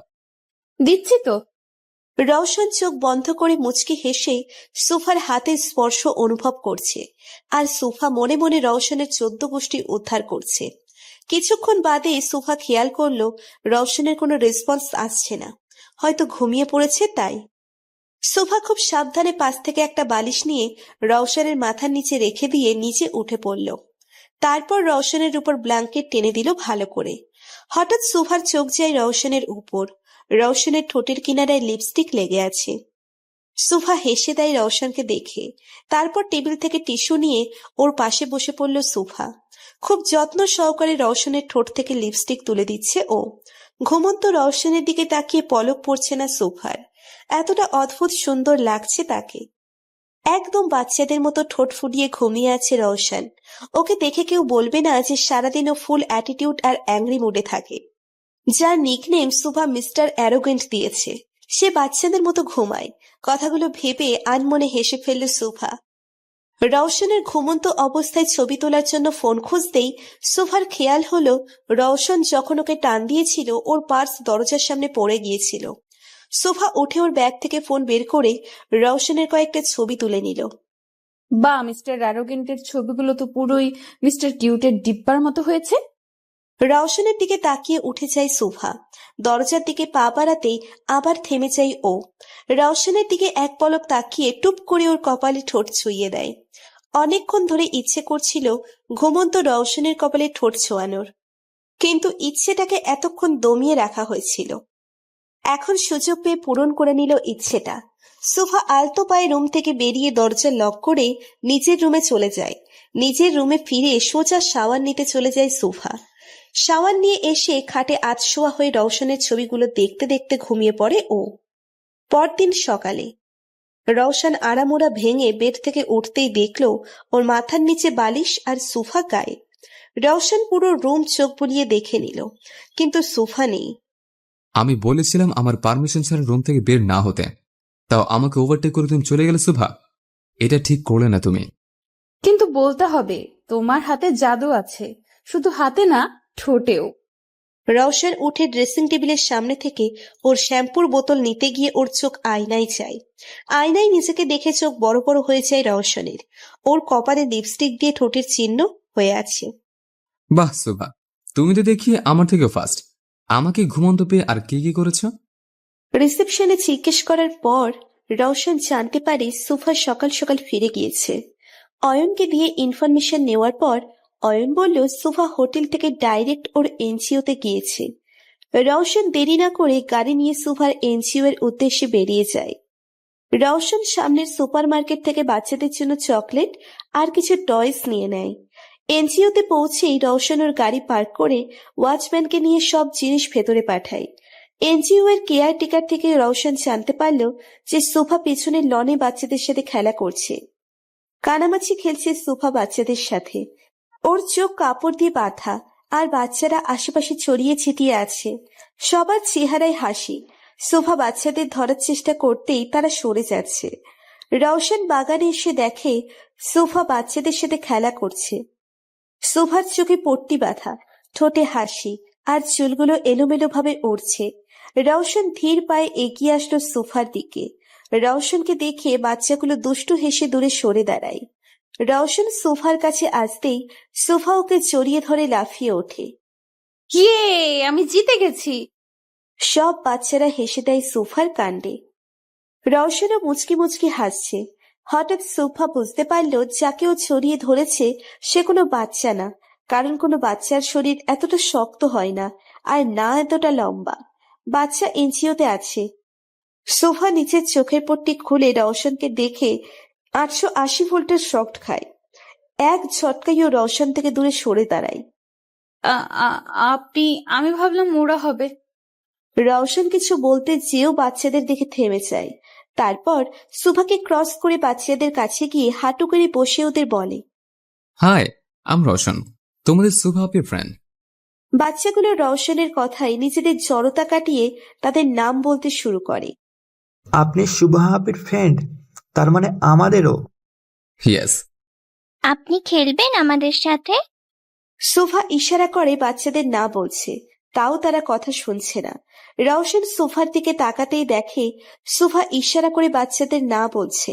রওশন সোফার দিকে রাগী দৃষ্টিতে তাকাতেই সোফা যেন ভয়ে জমে যায়। রওশন মোনার গাল টেনে বলল, অবভিয়াসলি খেলবো, কিন্তু তোমাদের সুভা আপিরও খেলতে হবে আমাদের সাথে। সোফা জোর করে হাসার চেষ্টা করে মাথা ঝাঁকিয়ে হ্যাঁ বলল। ওকে দেন, আমিও খেলবো। সবাই ইয়েহ বলে রওশনকে জড়িয়ে ধরে। রওশন টাল সামলাতে না পেরে সবাইকে নিয়ে পড়ে যায়। সোফা আর বাকি বাচ্চারা ভয়ে শেষ, যদি রওশন এখন রেগে কিছু করে বসে। কিন্তু সবাইকে অবাক করে দিয়ে রওশন হেসে দিল, ওর সাথে বাকি বাচ্চারাও। গোলু রওশনের চোখে পট্টি বেঁধে দিয়ে খেলা শুরু করলো। রওশন বাচ্চাদের সাথে নিজেও বাচ্চা হয়ে গেছে। সোফা খেলা বাদ দিয়ে শুধু রওশনকে দেখছে, খুব গভীরভাবে পর্যবেক্ষণ করছে ও রওশনকে। রওশনের এই রূপটা সম্পূর্ণ ভিন্ন সোফার কাছে, যাকে কখনো ও মুচকে হাসতেও দেখেনি। কিছুদিন যাবৎ তার কত রূপ ওর সামনে আসছে। বাচ্চাদের সাথে যেন রওশনও বাচ্চা হয়ে গেছে। কালো রঙের স্যুটে আবৃত এক লোক দূর থেকে রওশন আর সোফার ছবি তুলছে। তোলা শেষে ছবিগুলো লোকটি কারো নাম্বারে পাঠিয়ে দিয়ে ওখান থেকে সরে গেল। সারাদিন রওশন বাচ্চাদের সাথে খেলা করে তাদের সবাইকে গিফটগুলো দিয়ে সোফাকে নিয়ে বেরিয়ে যায়। রওশন হাসি মুখে ড্রাইভ করছে। আজ ওর লাইফের বেস্ট ডে ছিল, ভাবছে রওশন। সোফা মুগ্ধ চোখে দেখছে রওশনকে, মনে হাজারো প্রশ্ন ঘুরপাক খাচ্ছে ওর। একটা প্রশ্ন ছিল রোশন। আমি জানি তুমি কি প্রশ্ন করবে। এটাই না যে আমি কেন বাচ্চাগুলোর সাথে এত ফ্রেন্ডলি হয়ে টাইম স্পেন্ড করলাম? হ্যাঁ। রওশন একটা গভীর নিঃশ্বাস নিয়ে সোফাকে বলতে শুরু করে, আমি ওদের জায়গায় নিজেকে দেখেছি শোভা। ইউ নো হোয়াট, ছোটবেলা থেকে একা বড় হয়েছে। মম ড্যাডের ডেথের পর নিজেকে সামলাতে শিখেছি আমি। ওই বাচ্চাগুলো আর আমার মধ্যে তেমন একটা তফাৎ নেই। ওরাও অনাথ আর আমিও অনাথ। পার্থক্য একটাই, ওদের সামলানোর জন্য তুমি আছো, কিন্তু আমার কেউ ছিল না। কারো সাহায্য ছাড়া নিজেকে প্রতিষ্ঠিত করেছি আমি। অনেক স্ট্রাগল করেছে, তার ফলস্বরূপ আমি এখন বাংলাদেশে ওয়েল নোন ফেসের মধ্যে একজন। কথাগুলো বলে রওশন গাড়ি ব্রেক করলো। সোফার দিকে তাকাতেই দেখলো সোফা অদ্ভুত দৃষ্টিতে কিছু অনুভূতি, কিছু গভীর আবেগ অনুভব করছে রওশন। তোমার বাস এসে পড়েছে। রওশনের কথাই ঘোর কাটে সোফার। গ্লাসের বাইরে তাকাতেই দেখলো ওর বাড়ির সামনে গাড়ি থামিয়েছে রওশন। সোফার মুখটা মলিন হয়ে গেল, মনে হচ্ছে আজ খুব দ্রুত সময় পেরিয়ে গেছে। আর কিছু মুহূর্ত রওশনের সাথে হাঁটতে ইচ্ছে করছে, ওকে জানতে ইচ্ছে করছে। ওর অব্যক্ত কথাগুলো শুনতে ইচ্ছে করছে। আজ কি গাড়িতে থাকার এরাদা আছে নাকি? আব না তো, গুড নাইট। শুভা বেরিয়ে যেতে নিলেই রওশন ওর হাত ধরে আটকায়। শুভা জিজ্ঞাসু দৃষ্টিতে তাকালো রওশনের দিকে। রওশন সোফার দিকে এগিয়ে আসে কিছুটা। রওশনকে নিজের দিকে এগিয়ে আসতেই শুভার চোখ বড় বড় হয়ে গেল, আর হার্টবিটও ফাস্ট হয়ে গেল।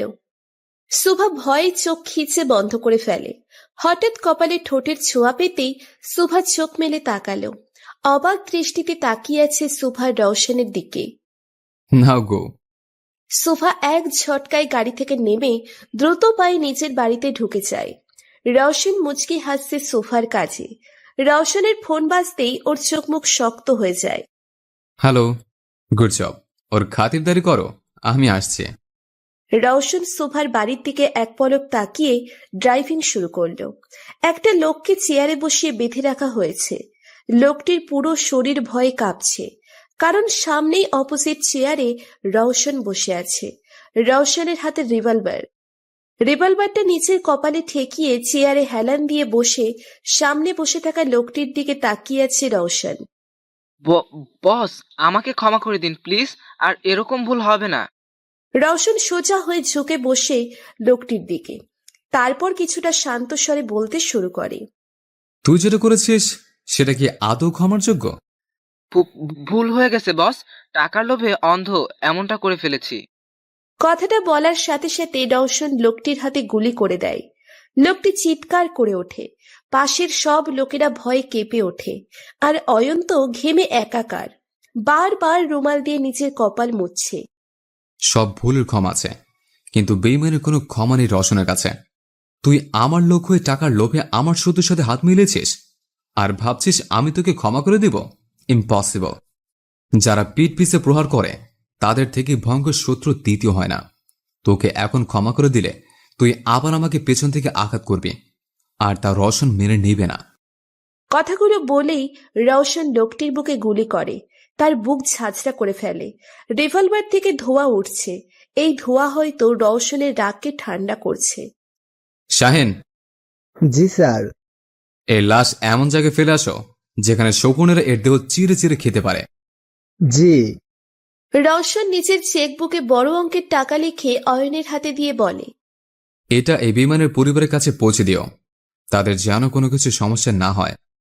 জি স্যার। রওশন বেরিয়ে গেল গোডাউন থেকে। অয়ন চেকের দিকে চোখ বড় বড় করে তাকিয়ে বলতে শুরু করে, স্যারের নিয়ম আমি কিছুই বুঝি না। একদিক দিয়ে মারে আর একদিক দিয়ে সাহায্য করে। পরদিন শুভা অফিসের জন্য বেরিয়ে নিচের গাড়িতে উঠতে নেয়। হঠাৎ পেছন থেকে কেউ ওর মুখে রুমাল ধরে, আর শুভা জ্ঞান হারিয়ে ফেলে। কিছুক্ষণ পর শুভার জ্ঞান ফেরে। শুভা চোখ মেলতেই নিজেকে বেডে আবিষ্কার করল। শুভা এক ঝটকায় উঠে যায় বেড থেকে। আশেপাশে তাকিয়ে জায়গাটা চেনার চেষ্টা করছে শুভা। এটা কার বাসা, আর আমি এখানে আসলাম কিভাবে? হঠাৎ শুভার খেয়াল হলো কেউ ওকে পেছন দিয়ে রুমাল শুকিয়ে দেয়। এরপর কি হয় ওর মনে নেই। দরজা খোলার আওয়াজে শুভা সেদিকে ফিরল। দরজা খুলে কেউ প্রবেশ করছে রুমে। লোকটিকে দেখে শুভা কিছুটা অবাক হলো, আর বুঝতে বাকি রইল না এটা কার কাজ। Good morning baby. আমাকে এভাবে এখানে আনার মানে কি আভি? কুল বেবি, এত হাইফার কেন হচ্ছ? সিটে বসে কথা বলি। তোমার সাথে কথা বলতেও আমার রুচিতে বাধে। আমি এক মুহূর্তও এখানে থাকবো না। শুভা রেগে আভিকে ক্রস করে যেতে নিলেই আভি শুভার হাত টেনে ওকে বেডে ফেলে দেয়। তারপর ওর উপর আধশোয়া হয়ে দাঁতে দাঁত চেপে বলতে শুরু করে, সিরিয়াসলি আমার সাথে কথা বলতে রুচিতে বাধে তোমার? এখন আমাকে আর ভালো লাগে না, তাই না? ও, ভালো লাগবেই বা কি করে? এখন তো তোমার নতুন আশিক ওই রোশনকে ভালো লাগে। আমাকে এখন দেখলেই বিরক্ত লাগবে তোমার কাছে। শুভা আভিকে সরানোর চেষ্টা করছে, কিন্তু আভি 1 ইঞ্চিও নড়ছে না, বরং শুভার হাত বেডের সাথে শক্ত করে ধরে। আবার বলতে শুরু করে, মানছি আমি ভুল করেছি, কিন্তু ভুলটা এত বড়ও ছিল না যতটা তুমি রিয়েক্ট করছো। তোমার হাত ধরলেই তুমি আনকমফোর্টেবল ফিল করো। আর যদি বিয়ের আগে তোমার কাছে যাওয়ার চেষ্টা করতাম, গডস নো, তুমি কি করতে? তোমার ইচ্ছেকে প্রায়োরিটি দিয়ে আমি সবসময় তোমার থেকে ডিসেন্ট রেখেছি। কিন্তু তুমি সামান্য বিষয় নিয়ে বিয়েটা ভেঙে দিলে, হোয়াই? এসব বিষয় আজকাল কমন শোভা। বিয়ের আগে সবারই কম বেশি অ্যাফেয়ার থাকে, অনেকেই এমন করে। তাহলে আমার বেলাতে তুমি এত রিয়েক্ট করছো কেন? শুভা আফিকে জোরে ধাক্কা দিয়ে উঠে দাঁড়ালো, তারপর চিল্লিয়ে বলতে শুরু করলো। করে, কিন্তু তোমার মতো ক্যারেক্টারলেস ছেলেরা, ভদ্র ফ্যামিলির ছেলেরা এমন হয় না। আফি উঠে সুভার হাত শক্ত করে ধরে সুভা ব্যথায় চিৎকার করে ওঠে। আমি ক্যারেক্টারলেস, অভদ্র? তাহলে ভদ্রকে ওই রোশন তোমার নতুন আসি? মুখ সামলে কথা বলো আভি। বাহ, রোশনের জন্য এত মায়া যে ওর বিরুদ্ধে কিছু শুনতেই পারো না। গুড। কি এমন জাদু করলো রোশন যা এত বছর আমি করতে পারিনি? বলো না। আভি লাগছে আমার, ছাড়ো। আজকে পর থেকে তোমার চিন্তা ভাবনা সব আমাকে ঘিরে হবে। তোমার উপর শুধু আমার অধিকার, শোভা। আর এই অধিকার আজ আমি আদায় করেই ছাড়বো। মানে? মানেটা খুব সিম্পল। আজকে আমাদের বিয়ে। আজকের পর থেকে তুমি শোভা আভি রায়জাদার হয়ে যাবে বেবি। আমাদের মাঝে কোনো তৃতীয় ব্যক্তি প্রবেশ হবে না, না কোনো রিশা আর না কোনো রৌশন। কখনোই না। আমি তোমাকে বিয়ে করব না। আমার হাত ছাড়ো, আমি বাসায় যাব। আমি জানতাম সোজা আঙ্গুলে ঘি উঠবে না, তাই আঙ্গুল আমি আগে থেকেই বাঁকা করে রেখেছি। আফি নিজের ফোন বের করে একটা ভিডিও ফুটেজ দেখায় সোফাকে। সোফা ছো মেরে ফোনটা নিয়ে ভিডিওটা দেখে। গোলুকে একটা চেয়ারে বেঁধে রাখা হয়েছে, আর ও কান্না করছে আর সোফাকে ডাকছে। অনাথ আশ্রমে গোলুর প্রতি সোফা সবচেয়ে বেশি দুর্বল, আর এই দুর্বলতার সুযোগ নিচ্ছে আফি। আভি ও বাচ্চা মানুষ, ওকে এভাবে বেঁধে রেখেছে কেন? ও ভয় পাচ্ছে, কান্না করছে। দেখো প্লিজ, তোমার মানুষদের বলো ওকে ছেড়ে দিতে। আফি সোফার হাত থেকে ছো মেরে ফোনটা নিয়ে নিচের পকেটে রেখে বলতে শুরু করে। অবভিয়াসলি বেবি, আমি আমার লোকদের বলবো গোলালু বাবুকে সই সালামতে আমার চাইল্ড কেয়ার হোমে পৌঁছে দিতে, কিন্তু তার জন্য তো তোমাকে আমার কথা মানতে হবে। তুমি যা বলবে, যেভাবে বলবে আমি করব, বাট প্লিজ ওর কোনো ক্ষতি করো না আভি। Good girls. এখন এই কান্না অফ করে আমার সাথে নিচে চলো। নিচে কাজী সাহেব অপেক্ষা করছেন আমাদের বিয়ে পড়ানোর জন্য। সোফা আফির দিকে ঘৃণা ভরা দৃষ্টিতে তাকিয়ে বলতে শুরু করে। আর কত নিচে নামবে আভি? আমার তো ভাবতেও লজ্জা করে যে আমি তোমার মতো একজনকে নিজের জীবনসঙ্গী হিসেবে চুজ করেছিলাম। যতটা নিচে নামলে তোমাকে পাবো, ততটা নিচে নামতে আমি রাজি। একবার বিয়েটা হয়ে গেলে রৌশন কিছু করতে পারবে না, কিছু না। I just hate you. কখনো ক্ষমা করব না তোমাকে। Stop your drama Shobha. অনেক বলেছো তুমি, আর অনেক শুনেছি আমি। আমার ধৈর্যের বাঁধ ভেঙে যাচ্ছে। আফি সোফার হাত শক্ত করে ধরে ওকে নিয়ে নিচে নেমে আসে। কাজের সামনে বসে আছে সোফা আর আফি।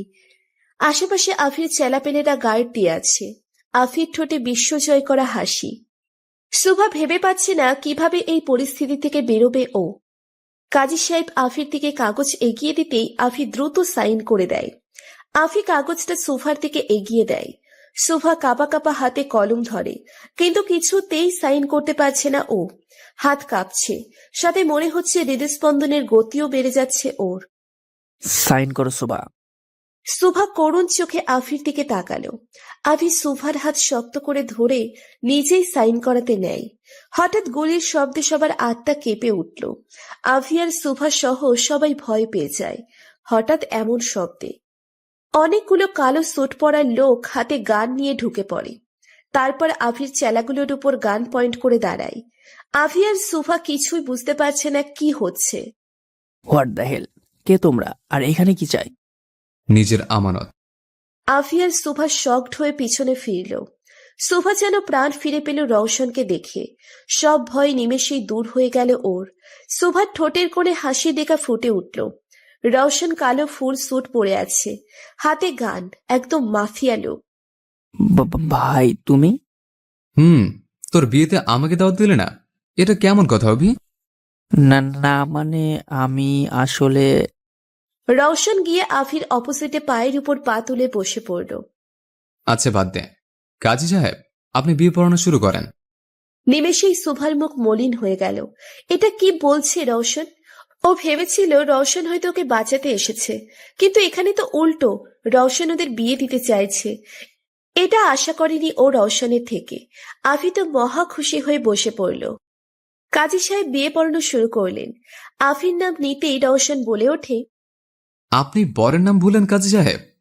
বরের নাম আভি রায়জাদা না, রওশন রায়জাদা। আফি আর সুফা রওশনের কথায় চমকে যায়। আফি রেগে উঠে দাঁড়িয়ে বলতে শুরু করে। এটা কোন ধরনের কথা ভাই? আফি তাড়াতেই একজন গার্ড ওর মাথায় বন্দুক তাক করে দেয়। রওশন কাজী সাহেবকে উদ্দেশ্য করে বলে ওঠে, আপনি কি বিয়ে পড়াবেন নাকি আপনাকেও ডোজ দেওয়া লাগবে? কাজী ভয়ে দ্রুত বিয়ে পড়ানো শুরু করে। সবকিছু সুফার মাথার উপর দিয়ে যাচ্ছে। কি হচ্ছে এসব? ও শুধু অবাক চোখে তাকিয়ে আছে রওশনের দিকে। কাজী রওশনকে কবুল বলতে বললে রওশন সুফার দিকে তাকিয়ে কবুল বলে ফেলে। আফি কিছু করতেও পারছে না, সইতেও পারছে না। ওর বিয়ের আসরে ওকেই গান পয়েন্ট করে রওশনের হবু বউকে বিয়ে করে ফেলছে। ব্যাচেলার কি ভাগ্য! কাজী সুফাকে কবুল বলতে বললে সুফা ভাবনায় পড়ে যায় কি বলবে ও। সুফাকে চুপ থাকতে দেখে রওশন কড়া গলায় বলে ওঠে, তুমি কবুল বলবে নাকি আভির সাথে তোমার বিয়ে পড়ানোর ব্যবস্থা করব? রওশনের কথায় সুফা চোখ বড় বড় করে আফির দিকে তাকায়। তারপর এক নিঃশ্বাসে 3 কবুল বলে ফেলে। এই ক্যারেক্টারলেস আফির থেকে মিস্টার অ্যারোগেন্ট রওশন রায়জাদা অনেক ভালো। কাগজে সাইন করে বিয়ে সম্পন্ন হয়ে যায় রওশন আর সুফার। রওশন দাঁড়িয়ে অয়নকে ইশারা করল। তারপর অয়ন একটা ছানার বক্স এনে রওশনের হাতে দিল। রওশন এক টুকরো মিঠাই বের করে আফির সামনে গেল। আফি রক্তিম চোখে তাকিয়েছে রওশনের দিকে। তুই তো আমাদের কংগ্রেটস করবি না, তাই ভাবলাম আমিই করি। আজকে থেকে তুই ভাবি পেয়ে গেলে সেই খুশিতে মুখ মেটা কর।